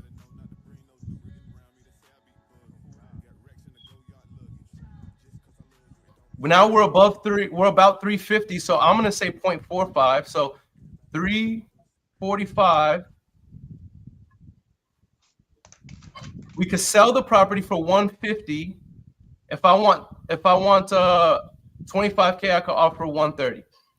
Mr. Stevie, I stand corrected. And honestly, sincerely, I did not see those numbers. I was looking at some other property, and I'm not beating around the bush. Just so you know, I'm not a douchebag. I was looking at the property on 1668 Thornton, which is Thornton Place, and then I was looking at 1731 Pryor Road, and both of those properties sold in the 200s. But I didn't see these other comparables that you brought to my attention. So, and I don't know. Again, I don't know if I'm your buyer. I don't want to waste your time. But with those updated numbers, I do have a cash approval where, again, I could pay all the closing costs, make it super easy peasy, and I can be at $130,250 cash, and I could close very fast and make this an easy transaction if you'd be willing to work with me. Still too low. You need to at least been at 165 or 155. 155, that means you close in 2 weeks. No ifs, ands, no buts, no exceptions. You close in 2 weeks. 155, that's my lowest I will go. 165, you need more time than that because my time is money. Okay. Bear with me. Let me take this back. Let me take this back to my partner. Hold on one second. If you're willing to work with me, hold on one moment. Okay, so I know y'all might be looking at me like I'm a punk, but that was a cash offer. Joey, talk to me if this is a novation. If we put, Novation. I mean, no one's gonna get a mortgage on it. Obviously, maybe flat fee MLS. I'd say. Yeah, this won't qualify for. Well, when I say novation, I mean put it on the MLS. Yeah. What I'd say is, I mean, if you're saying 340 ARV, you said 340? 345. On a structural rehab, he said 155. I mean, I would just tell him 2-week close and you're out of your mind, sir. However, on the flip calculator, you can move this shit for 175, papa. 175, it's a 20% return with a 74K profit if it would actually sell for that 340. All right. So you're telling me 170, because I'm with you. That's why I'm like, okay, if we put this on the MLS, all right. So you're saying we can move it at 175, and then and so he said 155. Yeah, I would leverage at 155 and be like, I could do you 155, but 30-day close, my title company will smack me in the mouth if I give them something at the 2-week close. So what do we need? What 45 to 60?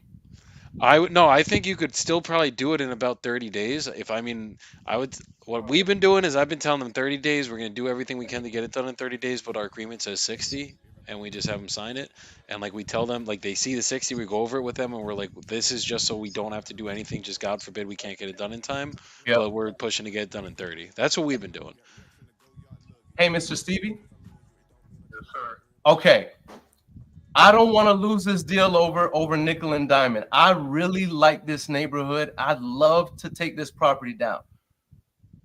Would you be willing to work with me? If I do, I could do the 155. And the reason why, by the way, is because let me ask you this. If I could put a sincere amount of earnest money down for you, if we did 30 days and I gave you the 155, could you work with me? I could show you proof of funds. Earnest money will not be refundable. Earnest money will definitely not be refundable if you change your mind. I can make it non-refundable. I don't even need an inspection period because we have multiple exit strategies. I don't want to waste your time. I'm not dealing with the signable contracts or transferable contracts, whichever way y'all call it. I'm not dealing with that. We want it. Either you got the money or you don't have the money. I can show you proof. You can do whatever you want to do if you get the property yourself. I won't have any clause in there that has a signable contract. We can put the EMD non-refundable, no inspection period, 155 cash purchase. on or before 30 days. We'll even put that in there. That way, I might not even need the whole 30 days. I might not even need it. If we could do that, do we have a deal, Mr. Stevie? You have to give me a substantial amount of money in my pocket plus non-refundable earnings money. Because I don't hold that for anybody, and I don't know. What do you mean substantial amount of money in your pocket? What do you mean?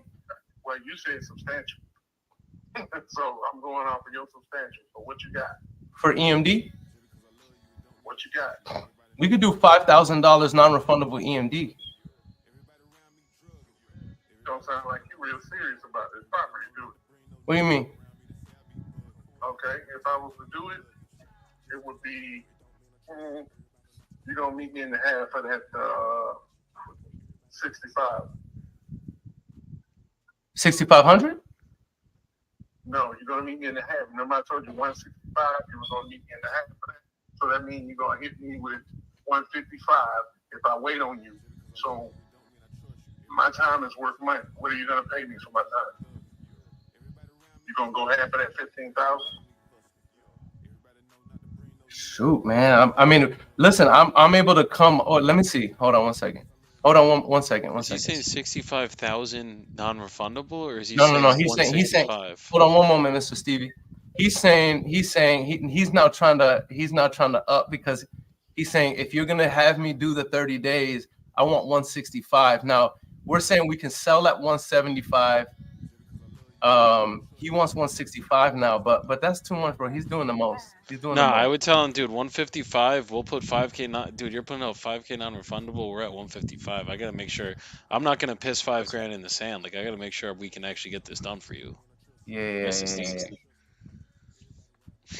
Okay, so Stevie, here, what you gotta understand, I'm 5 minutes from downtown. I'm right around the block from Tyler Perry Studio. Okay? And artists and everybody are renting out the places over there. So I still have a chance to just fix it myself. Or I can just make a deal with you. You want to make a deal, you gotta make it work at the time. So for me to come down to 155, okay, you gotta think about it. I'm losing money if I decide to sell to someone else. You get me? So that's $15,000 I'm gonna lose on my time. Going with you, if you end up taking 30 to 45 just to close. I only need 30, and I could put non-refundable 5K, so that we're the real deal. I can send proof of funds, so you know that I am not wasting your time.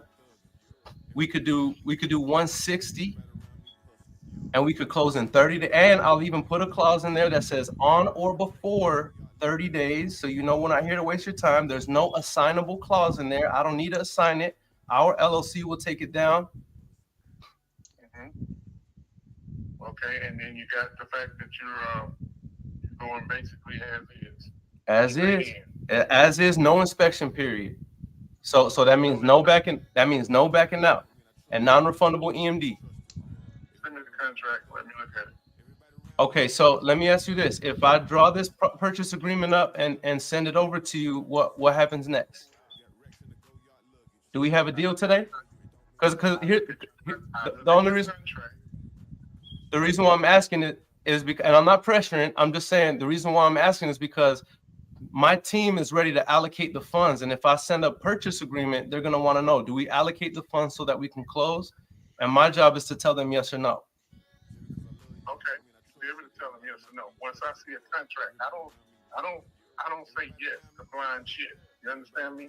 I'm a music artist myself. I've signed bad contracts, what they call 360 deals. So any deal I sign, I look over it. I have someone else who I know looks over contracts thoroughly, and if it's a go, we running with it. I can have this drawn up and sent to your email within the next 30 minutes. When should I follow up with you? Because I want you to know I'm not here to waste any time. Okay, shoot it over to me, and then let me look at it. And if it's something that I know that I see that's right, then I might sign it right then and there. But if not, I will go ahead and have my partner read it, and we'll go over from there. Okay, perfect. What's the best email to send it over to you? I'll take it down right now, sir.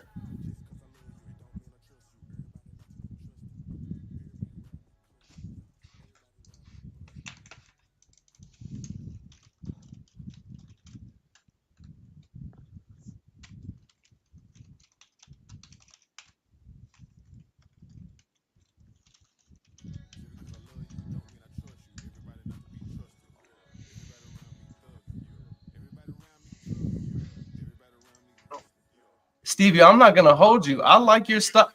I like your stuff. What's that? Who are you sending from? My bad. It should. I send it directly from an electronic signature called Right Signature. So, but it should come. It should say Right Signature or Podio because I'm sending it from my database, and it'll be in your email within the next 15 to 30 minutes. I already notified my admin. He's drawing it up right now as we speak. And then what I'll do is I'll send you a text. In fact, I could have it sent over. While we're on the phone right now. That way you can review it.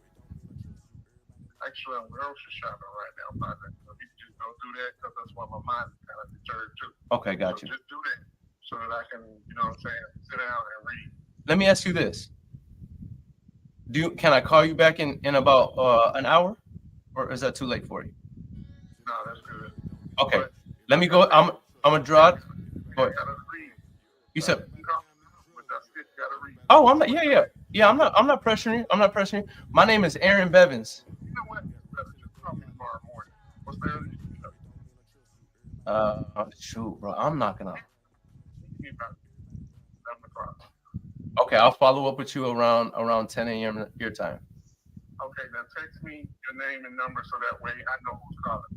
Sounds good. And Stevie, let me just tell you this. I really like your style, man. Thank you for being very straightforward and thank you for not hanging up on me when I with my first offer. I really appreciate that. And I look forward to hopefully doing business with you. Do you have a certain attorney or title company that you like to work with or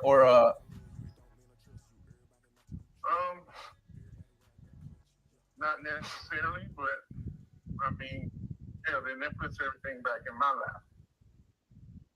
I just wanted your thoughts. I mean, I'm going to pay all the closing costs. I just wanted to see what your thoughts were. So normally I choose the title company. I just wanted to see what your thoughts were because I really like your style. I like the way you operate. You know what? Let me think about it. Like I said, I'm in the grocery store with my mind right now, deterred on all the things I need to get that's on the list, and I don't want to miss nothing because I don't want to have to come back and do the same thing over. Yep, I hear you. All right. I hear you. Stevie, thank you so much for taking a few minutes out of your day to talk with me. I'm going to have this over to you in just a few minutes. I'm going to text you right after we get off the phone, and then I'll give you a call first thing in the morning. Matter of fact, I'll text you right now so you have my information, and then I'm going to text you as soon as the email is sent. That way you can review it. Can you do me a favor and at least confirm that it's gone through? That way at least we can rest easy. Hold on.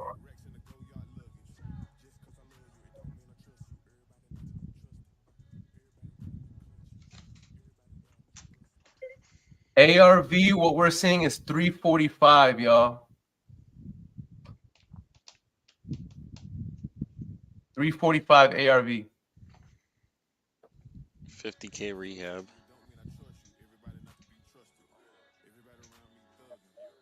What did we say our offer was? You're at 160. Okay. We don't see it as of right now. Probably because we're in this wall. Oh. You can't get any text that shit in. So. No worries.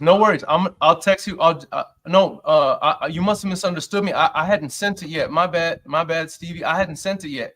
What I was saying was, can you text me whenever you receive it, because I'm gonna have my team send it over to you in the next 15 to 30 minutes. Oh yeah, I can do that. Okay, perfect. Let me hop on this right now. I'm gonna text you my information. That way you know who's calling you tomorrow morning, and then I'm gonna send you another text as soon as the email is sent out. Okay. All right. I appreciate you, Stevie. Talk to you soon. All right. Yes, sir. Boom. Okay. Tayani says, is this going to be a wholesale? It's going to be a wholesale of sorts, but it's going to have to go on the MLS. What were you looking at when you made the 60K offer? Let me show you. When I made the 60K offer, what I was looking at was, let me show y'all the screen. When I made the 60K offer, what I was looking at were all of these properties over here. So I was literally looking at this one right here, the 228. You know, That was a condo. Yeah, so I kind of, you know, Is there 300 up top there? Huh? Scroll all the way up for a second. 310. All right, so let's just look at this one for 310. That's all. Oh snap! Yeah, Tayani, this is a straight wholesale. We're just saying flat fee MLS, meaning like it'll get more traction with cash buyers that way. Yeah, does that make sense, y'all? So sometimes I refer to deals that we're gonna put on the MLS as a novation when really not because you put a deal on the MLS means that it'll be a novation. You know what I mean? Sometimes I just say that to refer to it that way. So let's just look at this one right here. So this one's smaller than ours, less bedrooms than ours. All right, now I don't see the pictures, so let's just look at it real quick. Boom, boom, boom. All right, so this one sold for 310. That was a flip. Yeah, so this was a flip, and it was 100 square feet smaller than ours. No, I think that one was 100 or like a couple hundred, not a couple hundred, a couple bigger because ours is 1188. But there's Oh, a ours is, smaller oh yeah, compared to yeah, Dad's. that's right. Ours is 1180. So that's 310. Okay, but That's then like I apples see. to apples without the extra bedroom. All right, but then we have this one that's within 188 square feet. This one is also comparable, and this one is a similar bed bath count. So still within comp range. This is also a rehab. Let's look at the pictures.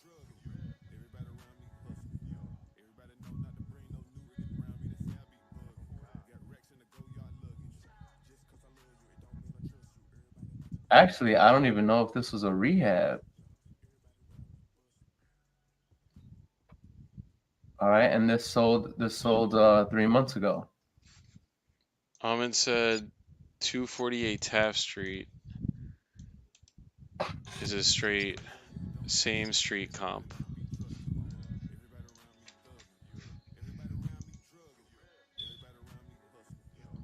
That one sold for 305, 32 with 1,500 square feet.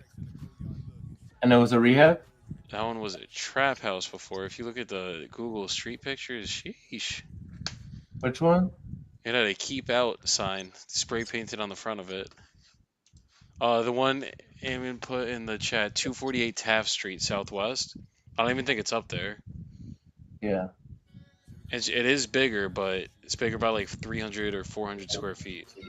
All right, so let's look at some other comparables. So this one was similar to ours in size, and it sold for 190.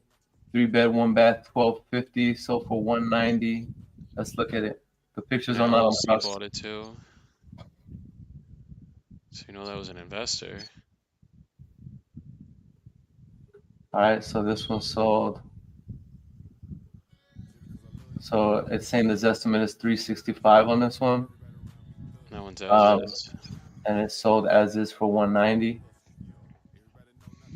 I was saying 175. If you look at it in the flip calculator, technically you could sell it like 190.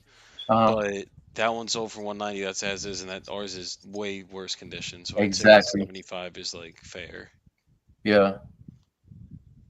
All right, let's look at one more just to make sure that we're good before I send this contract out.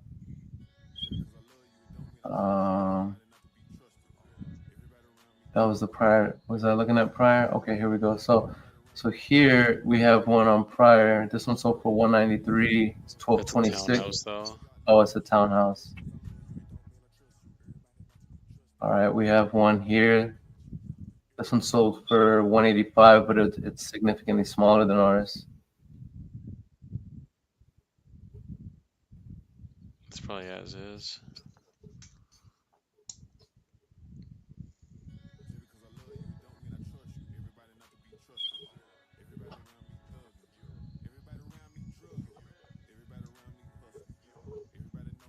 Let's see what we talking about. All right, so we don't have the inside pictures, so it looks like an as is sold. A little bit smaller than ours. sold for 185. His estimate range is between 176 and 213. So it seems like we're all over the place. So I'm just gonna go based off of the ARV that I see. And based off of the ARV, if we list this on the MLS, I'm banking on us being able to move it for what, Joey? 165, 170? I mean, 165 easily. 175 is probably the most you move this one at. So it'll have to be a flat fee here. It'll have to be a flat fee.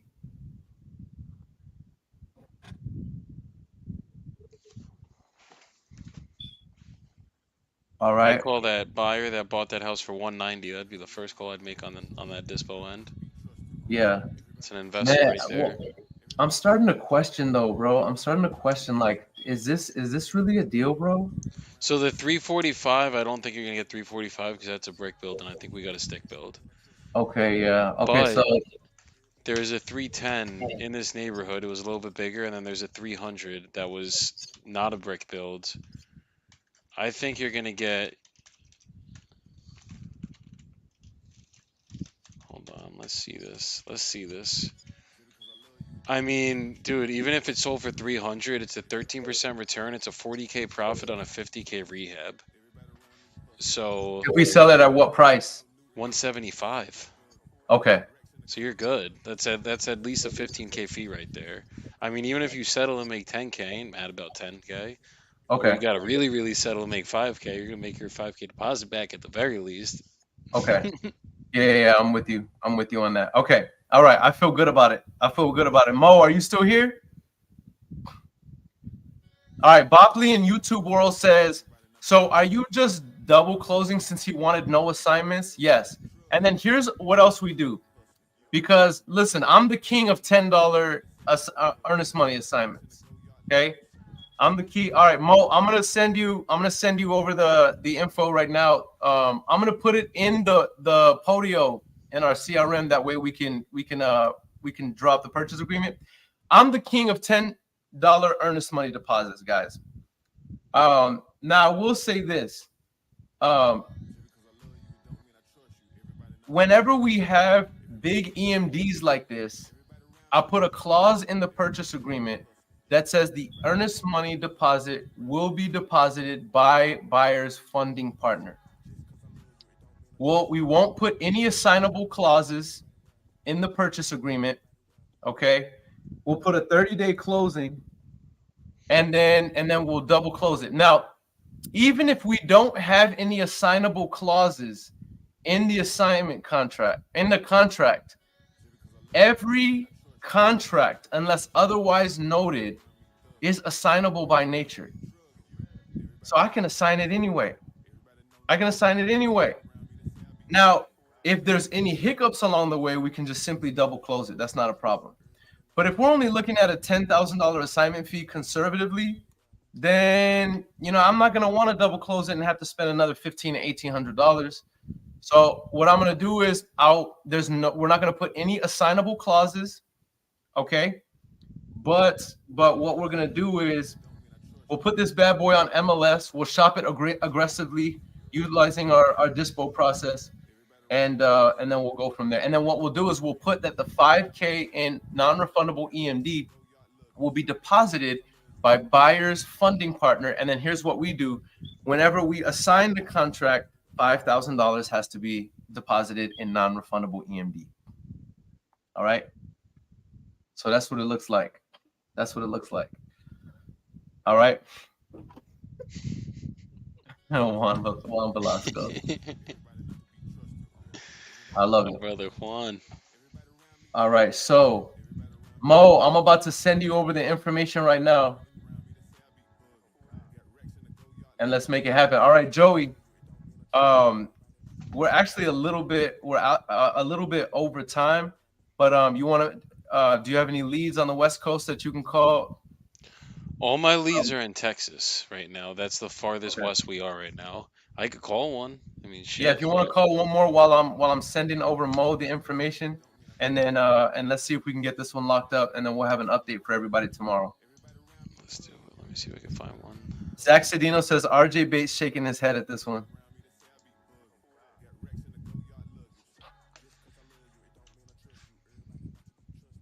I don't know. I think we can make this one work, because even if we're not, I agree whenever it comes to, if you're looking at the as is, I'm a little sketched out. I'm not gonna lie. However, looking at the ARV, this does work. It does work if you're looking at the ARV of the deal. If we're calling the ARV 300,000 and we assign it at 160, Let me see if I get this. we're assigning it at 53% of the ARV, bro. This is still a deal. This is still a deal. I mean, it's not like you're sitting here looking at the flip calculator and the thing's telling you you're gonna make an investor's gonna make $5 grand profit. Like even at the worst, at 300K ARV, there's still literally, what did I say, 40K of profit right there, 39 grand. Like Yeah. an investor is good making 39 grand on a 50K rehab. Yeah. That's just, they're gonna be good with that. So Yeah. Zach Damn. Cedino asked me a good question. He says, but did you follow your process or the seller's process? I mean, this is a good question. I would say I followed my process, but look, everybody has a plan until they get punched in the mouth. You know what I mean? And everybody has a plan until you have a personality like that you're dealing with in front of 250 people live on multiple different platforms. And look, here's the thing. I'm not gonna lie to y'all. If y'all can sense any apprehension, there was, because I'm looking at the as is comps and I'm like, I don't know.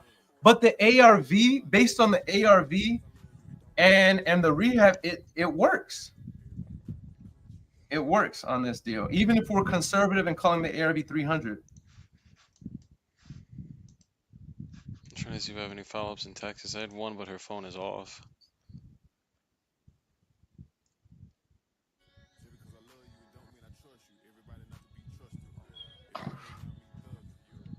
Mo, I'm looking for the legal description on this property right now.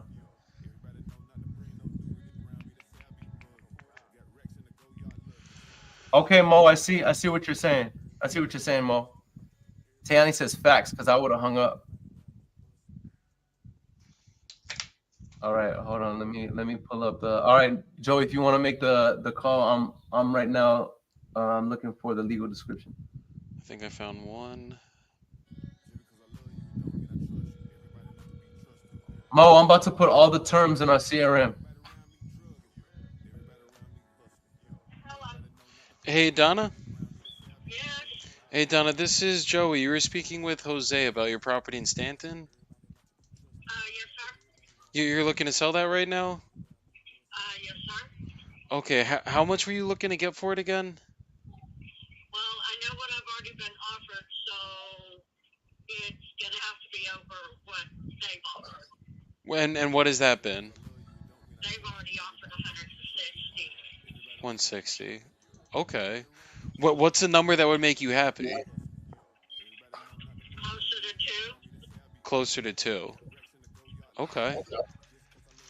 So closer to 200,000. And if I got you a number that made you happy, would you be ready to start the process right now? Sure. Okay. And are you the only one on the deed? Or is there anyone else that has to be involved in the decision? No. My husband was on it, but he passed away, so technically, yeah, I'm the only one. Got it. Okay, I'm sorry to hear that. Okay. So a little bit about my process. I think Jose might have asked you a couple questions on it already, but I'm just gonna ask you a couple more questions about the property, and then I'll get you an offer on this call. As long as that offer makes sense for you, I'm gonna send you over a purchase agreement that we're both gonna go over together. As long as everything's good on that agreement, we'll sign it, send it over to a title company.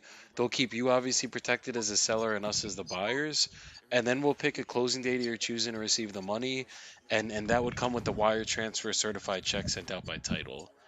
But would that be good? Yeah, that's fine. But like I said, it's gonna have to be closer to 2. Okay. You know. No, understood. Well, let me see what we could come up with then. So, tell me a little bit about the condition of the property. How's like the foundation and structure of it? Part of the house is Pyrenean. Okay. The other part is slab. Okay.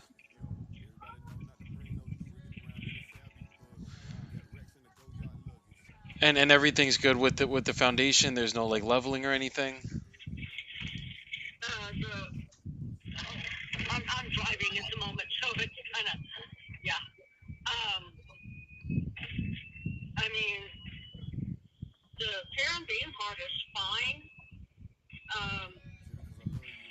The slab part, it used to be. Hey Mo, I just put all of the information on that in that lead on Podio. Can you drop the purchase agreement? I put the email and everything. Can you please send that purchase agreement over to the seller? And then all right. And then let me know whenever it's sent over. That way I can send them a text. I can send them a text. And then what I'm about to do, y'all, I'm about to send the seller a text right now. I'm about to send the seller a text right now, letting them know this is my cell phone. All right, I'm about to bring Joey back on. Brent Franklin says 180K in 90 days. Let's do 250. Bro, we're already, not counting the one that I just got a verbal agreement on. Brent, we're already at $140,000 in projected revenue in 9 days. Bro, we're going to be at over 250 in 90 days. Papa, come on. All right, Joey, I'm about to bring you back on. And then what about the electrical and plumbing there? Has it ever been rewired or anything since the house was built? Not that I know of. Got it. Okay. Okay. Has there been any issues with the electrical or plumbing? No. Okay. So everything is in good order then. Okay. Okay. And then what about kitchens or the kitchen and the bathrooms? When's the last time Two those of were the updated? bedrooms have been completely remodeled.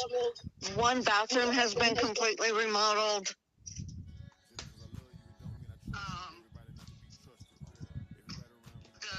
The kitchen we were working on when he passed away, but the only thing that needs to be done or left to be done to the kitchen really is just put paint and flooring down. In fact, we was waiting until we got the painting done to put the flooring down in the rest of the house because it was doing it all at one time. Got it. Okay.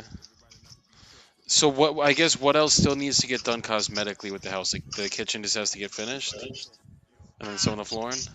Paint the kitchen cabinets and finish painting the walls. Okay. Okay, that's But easy. I mean, I have the hardware to go on the cabinets.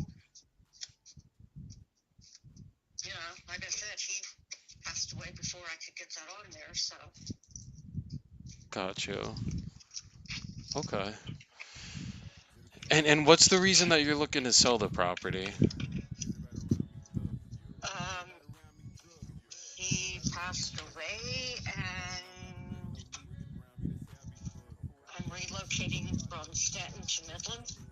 Got it. You're going to Midland now. Okay. Is there family closer to Midland or something? Yeah, I have children in Midland, and his children and my children have all said, "Nah, Mom, we don't want you that far away from us, because I'm 30 minutes when I'm 30 minutes away." They said, "God forbid something happens. You fall, you get sick, you get hurt, whatever. We can't get to you fast enough." Understood. And there's no sense in you being out there by yourself trying to take care of 3 acres of land. Yeah. No, that's a lot to take care of by yourself. So the kids want me in town, and that's it. I mean, Understood. they don't want me out there by myself. No, good. Well, it sounds like you have some good kids if they're actually wanting you to come closer so they can make sure you're always good now. So I know some. They're wanting me to be closer to them so that I am taken care of. And like I said, God forbid something happens and I get sick or hurt, they can get to me faster. Absolutely. Understood. Okay. And have you been dealing well with everything with the passing of your husband? I Yeah, can't imagine that could be easy.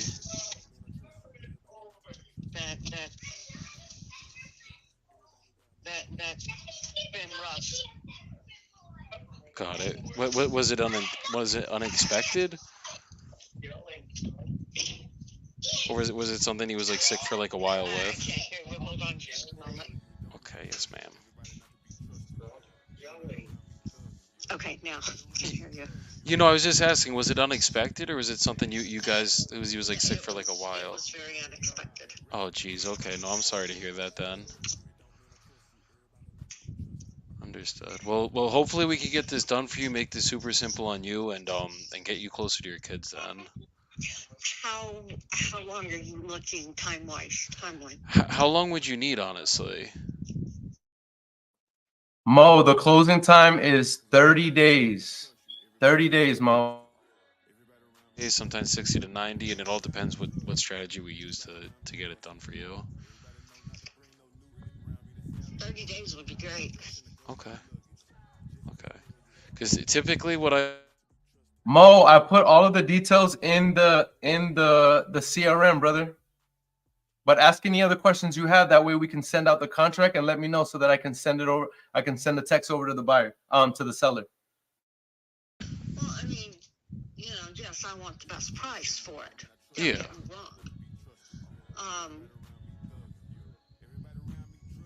So, but the sooner would be the better. Okay. Understood.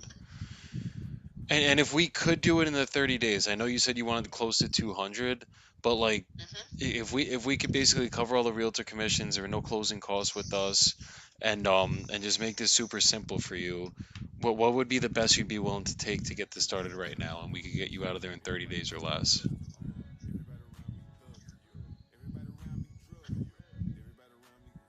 180. 180. Okay. Okay. Give me about a minute or two. Let me just talk to my partner. I'm literally just gonna place you on a brief hold, and I'll be right back with exactly how much we could get you and see if we can make the 180 work or something close to it. Okay. Okay, just bear with me. Just don't hang up. Okay. Alright. So issue with this one, there is no comps. We're in Stanton, Texas right now. She has an acre of land.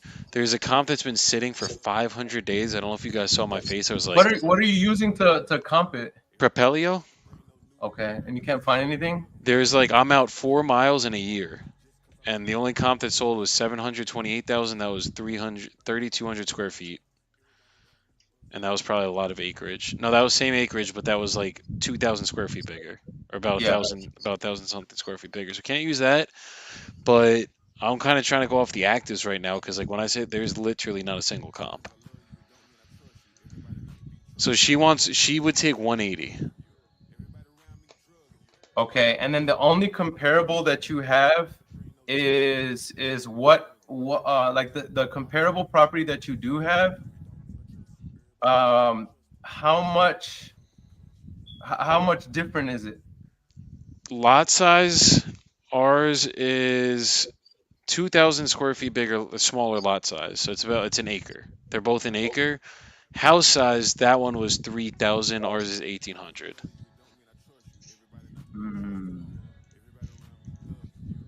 Zach said, "What is appraised value?" 22 assessed value was 61,000. How much is she asking? 180. She had an offer for 160. She wouldn't take that. All right, you got to forgive me, bro, because I was texting and sending details over. Okay, so walk me through this one more time. So the only comparable we have, what's the bed bath count, square footage, and year built compared to ours? That one is 20. Oh no, that was a brand new build. 2023 build. It's a 3,200 square foot house, 4.3, 1 acre. Ours is 1 acre, 1973 build, 1,800 square foot house. So someone would literally have to knock this down to put that up or do an addition to get anywhere near the 700s. I don't think that's the play here. I think the house is in almost it's this could easily be an ovation here. Yeah, and then okay, and then so 700, and then so look, but no, there's a stand. This is only reference point, so we can still use this. Our year built is 1970. Hmm. We're 1,800 square foot. The comparable is 3,200 something square foot. And then what's our bed bath count compared to hers? Hers is, hold on. This is how I would run numbers, yo. So like, let me know what y'all's thoughts are on this. 4-3, and she is a 2-1.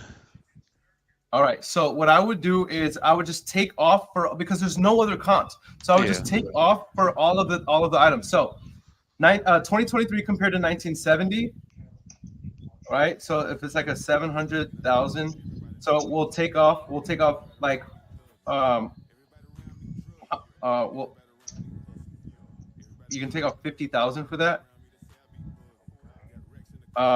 Take off 10,000 per room. That's another 20,000.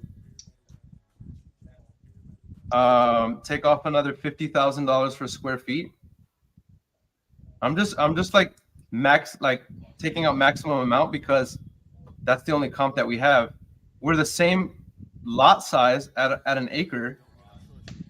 Now, I'm also not saying that our property can sell for 580, but if our only comparable property is and then how far away is it? It's right there. Like this is a comp. If this was the same square footage, it's probably like it's within half a mile.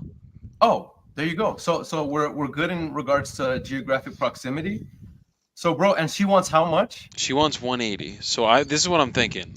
She wants 30-day close. I'm gonna tell her we're gonna push everything to do in 30 days. I need a 60-day contract. I'm doing an attorney in fact regardless. I feel like I lock her in at 180, sell it for 200, like do a flat fee MLS at 200 because that's the lowest price property that's listed in this entire neighborhood. And hers is in a decent condition. Everything else is shit houses and smaller houses and smaller acreage. Okay, so the smaller houses, how much are those selling for, and then how small? There's What's one the biggest that's small property? there's lots that they have listed in the 200s, but those are just sitting. There's one up for 180. Bro, That's a this is a 1,400 deal. square foot mobile. Bro, this is a deal. Is Yeah, anybody? Am I tripping, guys? Like we have a property that's like so much bigger than ours, but that's the only closest comparable. And then we have lot sizes that are selling for higher than what she's asking. Like I'm just using our reference points. If we put this on the market as a novation type deal, then why would we not be able to sell it for 200,000? Oh wait, bro, we can't do a flat listing in Texas. yeah, we can. Are you sure? I got the loophole, Papa.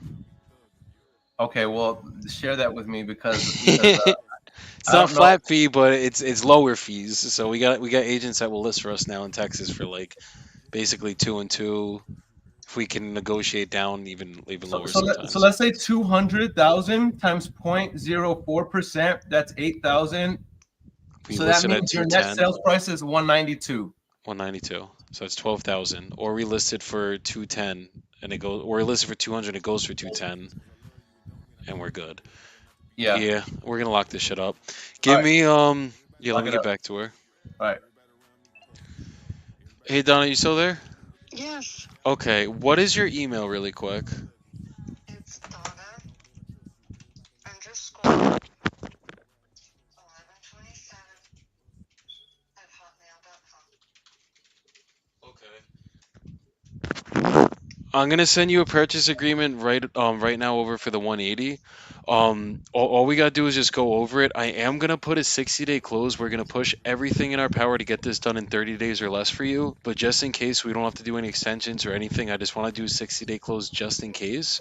But you're gonna net the full 180 unless there's like a mortgage on the property or anything else. There is no mortgage. That house is paid for. Beautiful. Okay, perfect. So yeah, you're gonna net the full 180, and we'll make this super simple on you. So let me just draw this up really quick. Give me another minute or two.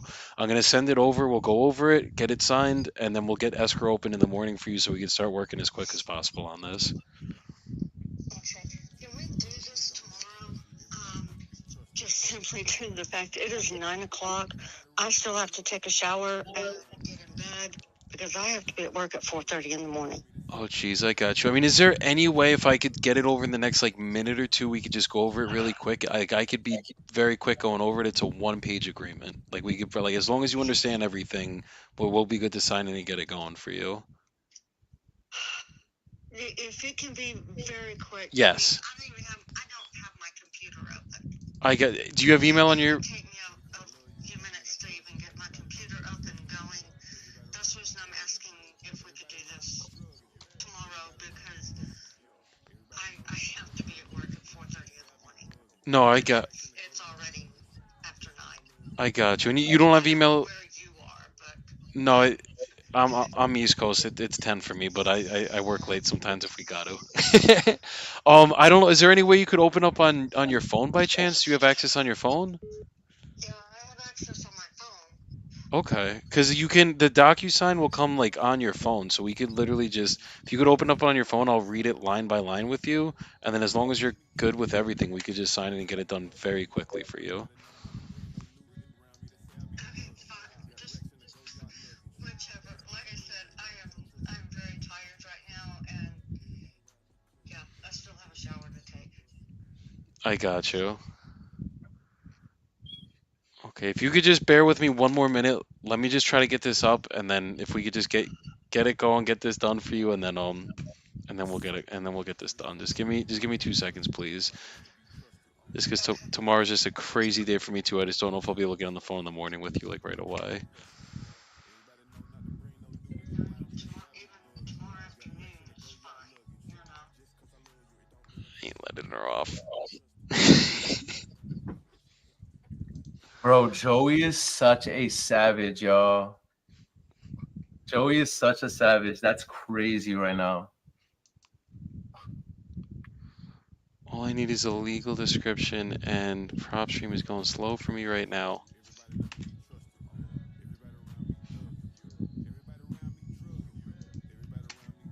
It is very late for her. I do feel very bad right now. Like, I don't like pushing people like this, but I'm just like... No, this is good. This is good because if we can get 2 contracts, you know what I mean? Let's go. Now, Mo, I just sent over a text to our seller on the Atlanta deal, and he said that he's reviewing it now. So I'm going to be following up.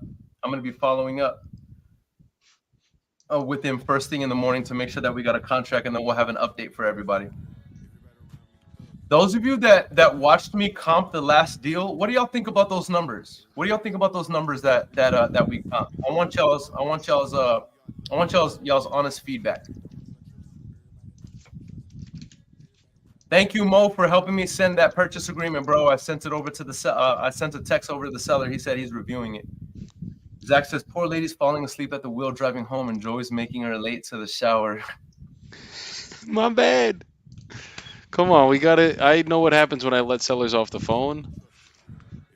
I don't know how long y'all have been in this acquisition seat, but they do not sign once you let them off the phone for me. So we're going to get the signature very quickly. Done. It's about to be coming over in like literally another 30 seconds. I'm sorry.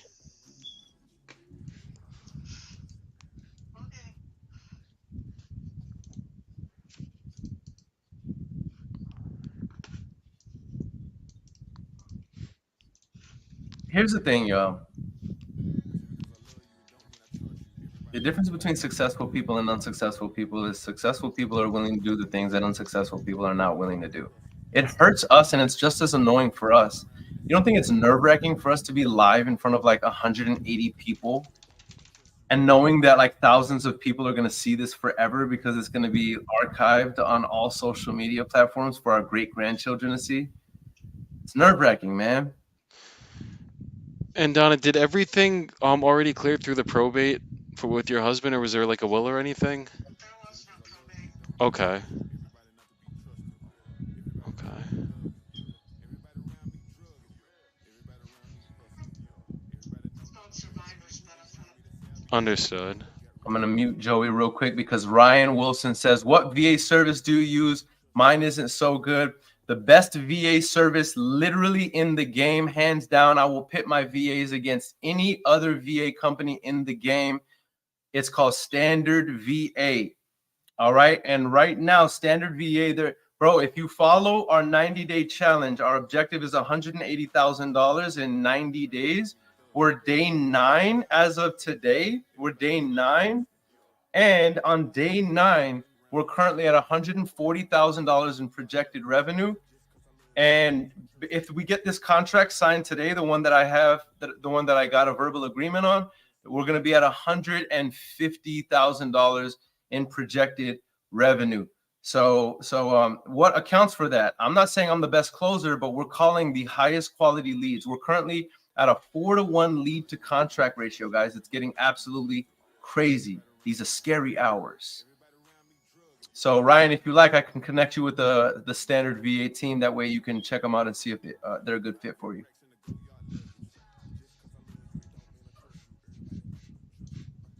Tiani says, "How do you think Kim K felt?" Tiani being here on some savagery.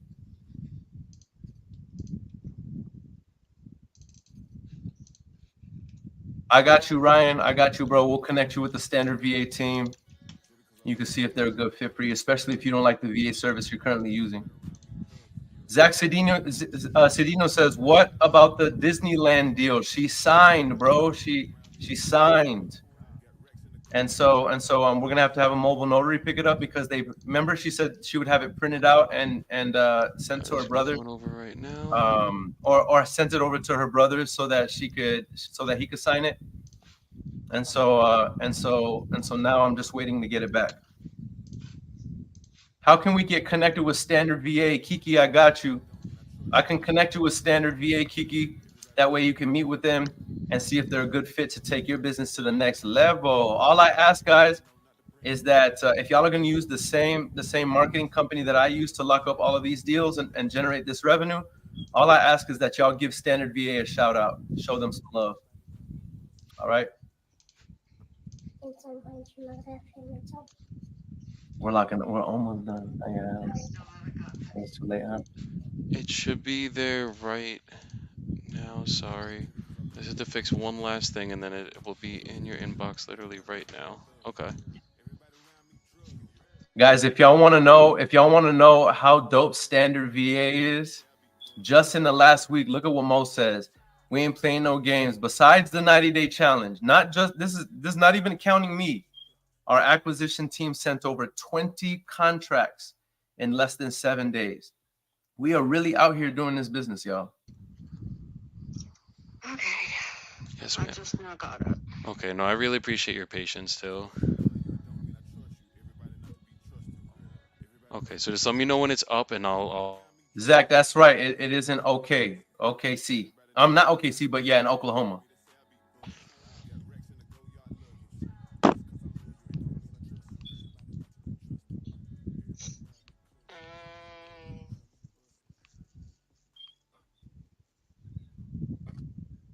It's not letting me open that. You just click review document like the yellow box? I did. Okay, and then the check mark and continue it, and it should open it. The check mark should be on like the left-hand side when you click it. Well, it's not. What's it saying on your screen? It says this site can't ask for your permission. Choose any bubbles or overlays from the app, then try again. Exit out really quick and just re-click on it. Because I don't know why it's... I have twice. And it's not letting you...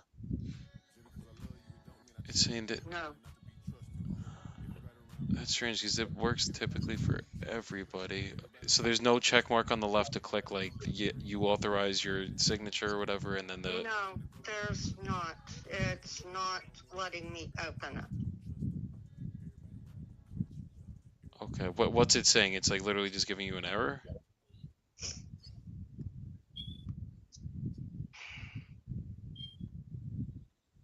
Okay. Comes up DocuSign. Yep. And then it says review or act. Review and act on these documents. Yes. It's got, basically has your picture here. but it's, hang on. Yes, ma'am. All right, finally I got it open. Okay, beautiful. So you see where it says standard purchase agreement, just kind of blocked off by the DocuSign envelope thing right there at the top? Yes. Okay, so this first paragraph, it's literally today's date, your name, the address, and then the legal description and my company name as well, Dedicated Property Solutions. So that's the first paragraph. The legal description is right under there. Mm-hmm. And then the description includes any fixtures, window floor coverings, built-in appliances, shades, blinds, window and door screens, awnings, outdoor plants, trees, and other permanently attached items now on premises. Number two, it's the purchase price. So seller agrees to convey the property to the buyer in the sum of 180,000, and then the following terms are applicable to this contract.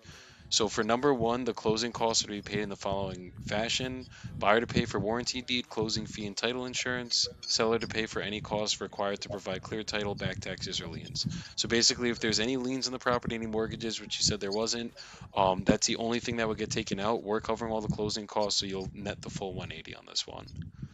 Okay. For number two, any taxes owed will be appropriately prorated between parties at closing. So let's say you paid taxes for the entire year already, you would just get a prorated amount back at closing for whatever you had paid up to the date of closing. Okay. Yes, closing to be set as soon as possible for all parties, but no later than 60 days from fully executed contract date. Seller grants any extension needed to clear title or to provide closing documentation. So we're gonna get this done. I'm gonna push to get it done in 30 days. We're gonna start working on it tomorrow morning with my team, but I'll make sure we could do it as quick as humanly possible for you.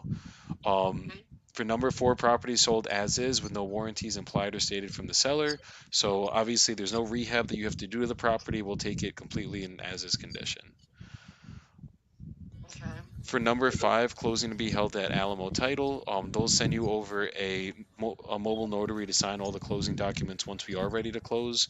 So you don't have to leave your house. If you want them to meet you at your house, they could do that. If you want to meet at a coffee shop, they could do that.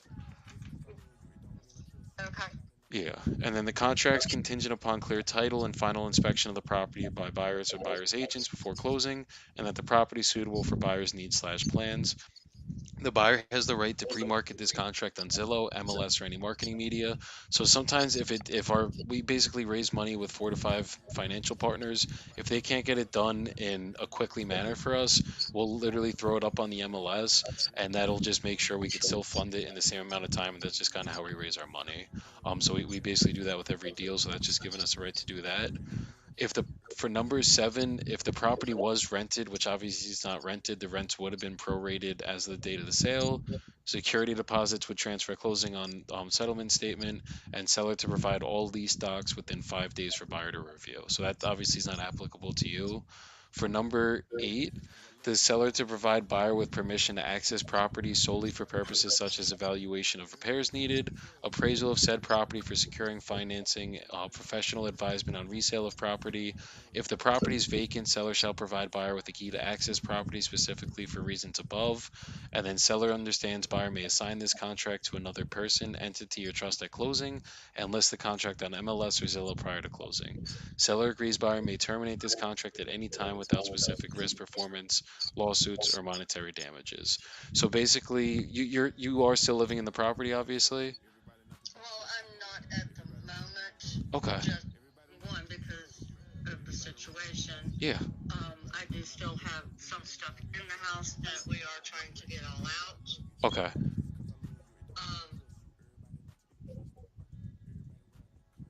So.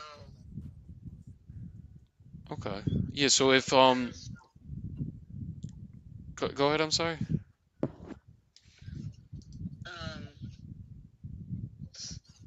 Okay. It says that this contract is contingent on clear title and final inspection. So you're going to come inspect the house before all this takes place, or I don't understand. So we don't do a formal inspection. Like we don't send a home inspector there. We just send our contractors and our financial partners to the property just to make sure it's not falling down. So as long as it's in the condition that you said it's in, then we'll be good to get this thing closed in the 60 days or less and at the 180,000. So that's just Just obviously we've never been to the property, so we the way we do it, we'll get the agreement signed, open up title, send everybody else to the property that we have to in a timely manner, and then once they walk everything, then we just get the thing closed as quick as possible from there. Okay. Yeah. And then obviously clear title, we just got to make sure that there's no liens or encumbrances on the property. No, there are no liens on it at all. Beautiful. Okay. Yeah. I've paid all the taxes, so everything is paid up until they send me the new tax bill in what, October, November, and then I pay them by then.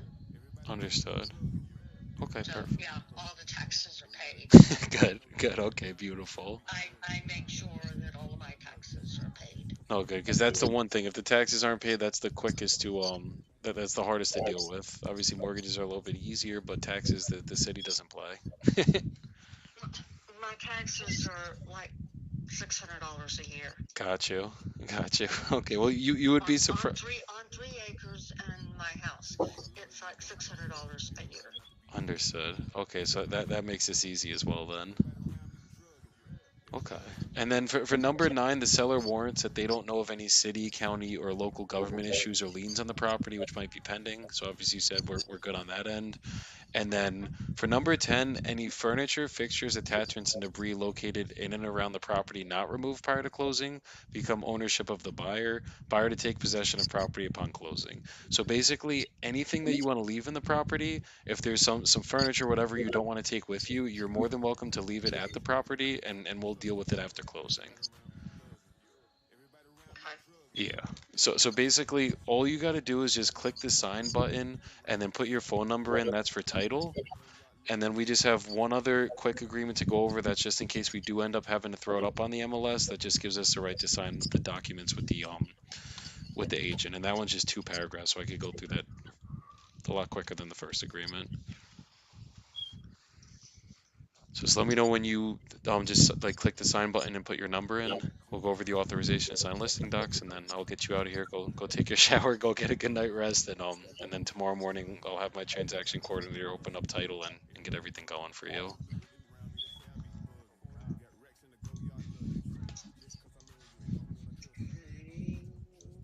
Okay. I put my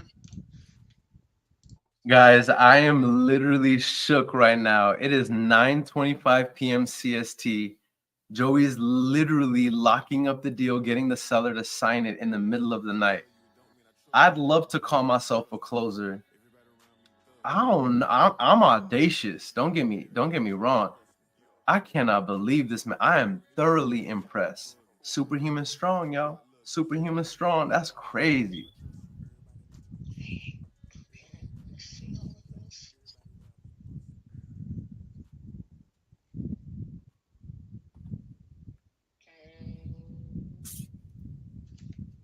Okay. Here's the next. Okay, so you put the phone number in?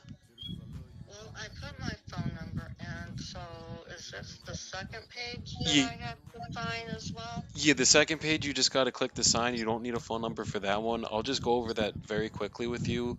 Literally, all that this is doing is it's just giving us the right to throw it up on the MLS if we have to do that. So it says, be it acknowledged that I/we, there's your name, the seller, do hereby grant a limited and specific authorization to sign Joseph Bibbo as my attorney in fact. The said attorney in fact shall have the full power and authority to undertake and perform the following acts on my behalf related to, and then it's your property address that I'm filling in right now, the property.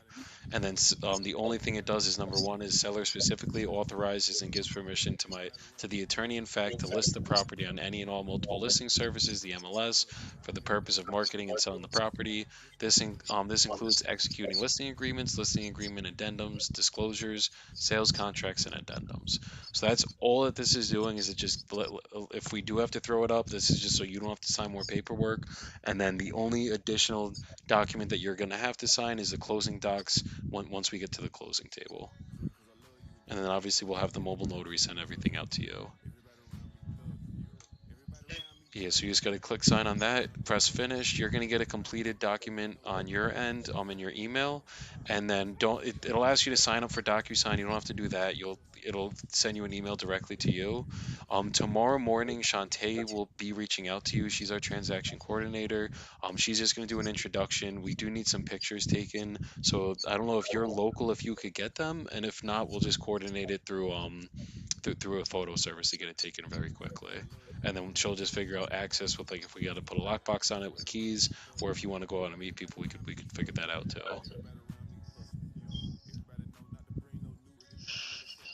Okay. Okay. Well, I mean, I've got the gates are locked right now, so, and my daughter and I are the only ones that have keys to the lock on the gates. Understood. Okay, I mean, if you're okay with it, we could always just have somebody meet you out there to put a lockbox on it, and then no one will be going through the property without our permission. And if anybody ever touches anything that they're not supposed to, they got to deal with me. So I'll make sure you're good on that end.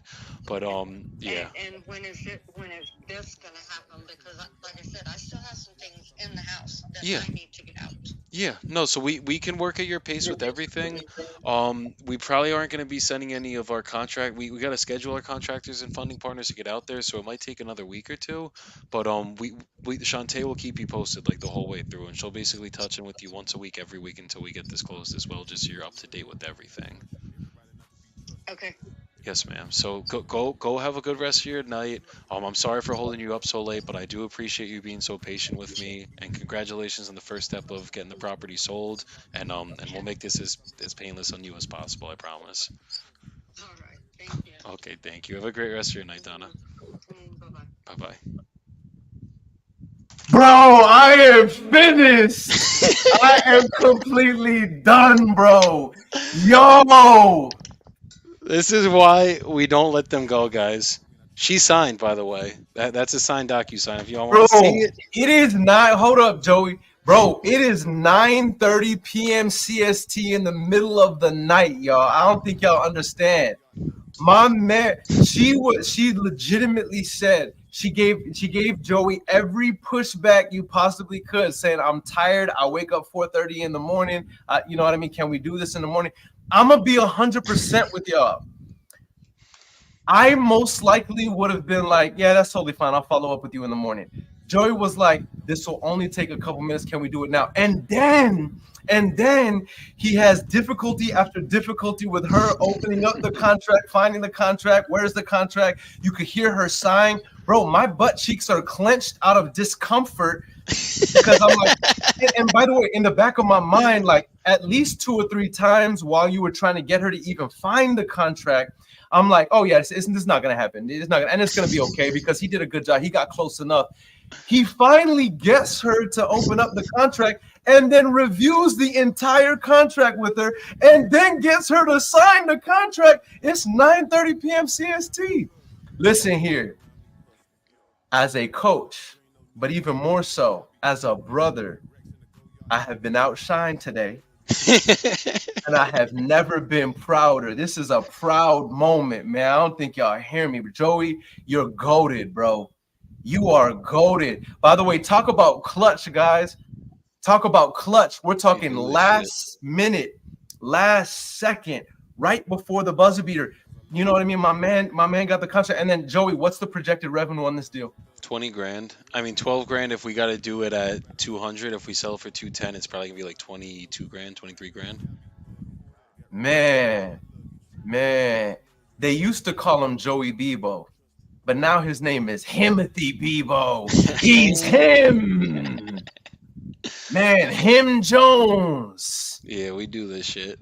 Himmy Kimmel.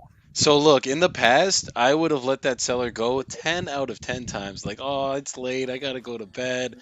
I am so sorry. I get it. You have a good night, ma'am. Let's get this done in the morning. I don't want to overpressure you. Blah, blah, blah. Bullshit excuse. Guess what, guys? If y'all want the fucking dough, if you guys want to do this shit, and you guys have a seller that you already closed, like, what was that? Another 10 minutes to get the contract signed? Look, I get it. I feel bad. I kept her up. She's probably going to be a little tired tomorrow. I'm probably going to be tired tomorrow. However, like, if I let her go, who knows if she's going to answer the phone tomorrow? So don't be afraid to push a little bit the uncomfortability point. Like, don't be afraid. I'm not Mm, like Eric Klein says he paints his sellers in a corner, and he's they're either getting off the phone with the signed contract or they're never talking to him again. And I mm, learned that from him, and I was like, you know what? That's where I just got to just dig in a little bit deeper, dig in a little bit deeper, because we already got an agreement. We're already good. Like, she already said, we're good at this number. If you give me this number, I'm happy. Let's sign. man, She already said at the beginning of the call, if we get an agreement, if I give you an offer that makes you happy, this is how it's going to go. I said, is that good? She said, yes, that's good. So we already got the yes. man, Joey. Can I say this, bro? And I say this with all respect, love, appreciation, admiration, inspiration, motivation. Bro, y'all, all 180 of you who are watching live right now. By the way, it's 9:32 p.m. CST. It's 10:30. It's 10:30 where some of you all are. Y'all are still on here. But let me say this. I say this with all respect and admiration, bro. Those of you who are watching, Joey is my mentee. And by the way, I don't call him this. I don't call him this for any credibility to my own. Like, hear what I'm saying. Joey is my mentee. He taught me a lesson tonight. I was the mentee tonight. Because I'm telling you guys, I'm saying this like for real. I'm not saying this to take any credit. Like, Joey comes on coaching calls with me every single week where I'm supposedly coaching him. Joey, you coached me tonight, bro. On everything I love, bro. There's so much that I learned from you today. Listen, those of you that are just tuning on this call right now in the middle of the night, you obsessed entrepreneurs, you crazy son of a guns. Let me say this. Joey, on today's call, we've been on the call for about 3 hours. His first call, he spent about 35, 45 minutes getting a verbal agreement on, we underwrote the deal in front of you for a $250,000 assignment fee. He got a verbal agreement on about a quarter. It's a $230,000 assignment fee. I might be a little Only bit of a 230. promoter. $230,000 assignment fee. Okay. Then I get on, and I struggle through my little few calls. I got a verbal for a $10,000 assignment fee. I'm thinking I'm somebody. Then my man Joey comes back with the haymaker and gets a contract signed, not a verbal, a contract signed at 9:30 p.m. CST for a projected $20,000 assignment fee. Joey, it's no wonder why in the last 6 days your team, not you, Joey, but your team contracted 6 deals and assigned $55,000 in revenue in the last 7 days. I'm honored to call you my friend, bro. I'm honored that you're a superhuman. I'm honored to have you in my presence. And bro, I'm legit. Like, when I say honored, like, bro, I'm shook right now, bro. Let's Shook get right it, now. dude. I mean, shit, I've learned a shit ton from you, bro, and you're one of the main reasons that I'm in this seat right now and I'm doing what we're doing on my team and everything. So I learn from you every single time that me and you are on a call. You know that, and I know that. Obviously, I've been in the trenches for a long fucking time. So there's shit that I've gone through in the last 4 years that has taught me to get to where we're at, and this is a lot of struggling to get here, guys. Like, this shit did not happen overnight. I'm not a like overnight success. That shit does not mean, that's not even a true thing in this world. But if you guys just put in the fucking work, you guys could do this shit too. And you guys got to get around people like Aaron, like me, like any other person that's actually doing the business in this fucking industry. Because there's a lot of people that talk. There's a lot of people that say they do this shit, but they don't do shit. They don't have HUDs. They don't close deals. They don't do any of it. But we're up here actually doing this shit live every fucking day. I mean, you guys know I do this business. We damn know Aaron does this business. And our success speaks for itself. Aaron has fucking, how many people we got in the superhuman community right now? There are at least 100 in there right now. At least 100. And in 133. that 143? 133. 133 people. And in that community, at least almost every person I know in there is minimum doing 6 figures this year. Minimum. So you guys just got to get in the right fucking rooms, get around the right people. And I mean, if you guys met me when I met Aaron, I was so fucking broke. I had barely had any money to rub together, where I even had to tell him, give me a second to pay your fucking mentorship. And he did. But we did. We got it figured out, and we did it, and we're good to go now. And the changes that I've had in my business since I've met him it's insane. Like, my business I've gone from broke to fucking not rich yet, but we on the fucking way. So Mm. Joey will be at, guys, conservatively, Joey is projected to be at $500,000 a month by the end of the year. And that's because he's audaciously shooting for $1 million a month by the end of the year. So don't let anybody tell you that this business is saturated. Don't let anybody tell you that it's not possible for you to make more money in the next 12 months than you've generated in the last 5 years. Don't let anybody tell you that you can't do this. I'm telling you. Look at what Kiki says. She says, Himothy Bebo. Let's get it. Bro, I'm so proud of you. It's super late, and I'm sure that my loudness is waking up everybody in my household right now. So Joey, you know we got to do this for the one time. We have 195 people live here. Can y'all do me a favor? We do not charge for this. We do this for free to give you guys information, to give you instruction, to give you training, and hopefully a little bit of entertainment. Can y'all pay us with one thing? Can y'all put some fire emojis in the comment section? IG, can y'all put some fire emojis in the comment section? Twitch, can y'all put fire emojis in the comment section? Facebook, YouTube, can y'all put some fire emojis and show some love in the comment section? And Joey, we got to do this one time for everybody. Real quick, bro. Let's do a quick little soapbox. Give us some feedback and give us just 30 seconds Reader's Digest of some motivation for everybody who's watching this live and on the replay. Bet. All right, if you guys are struggling right now, like if you guys are just going through it, you feel like you are doing all of the right things. You guys you do your 10 offers a day, you take all the action, and your bank account isn't there yet, understand you're getting tested. And all you got to do, if you feel like you just busted your fucking ass, you did everything right, and it's not going your way, keep going. Keep going, push through, and go a little bit harder. And when you guys are getting tested, if you pass those tests, it's God, the universe, whatever you guys believe in, you are going to get tested before you get your money. It is just part of the process. So understand, if you're not where you want to be yet and you feel like you put in the work, keep going, and it is going to come. Your blessings will get there, but you guys just got to keep pushing through every single day, no matter what's going on. Man, bro, I'll tell you what, as an entrepreneur, I needed to hear that. You're being shown so much love in the comment section. YouTube is showing you love.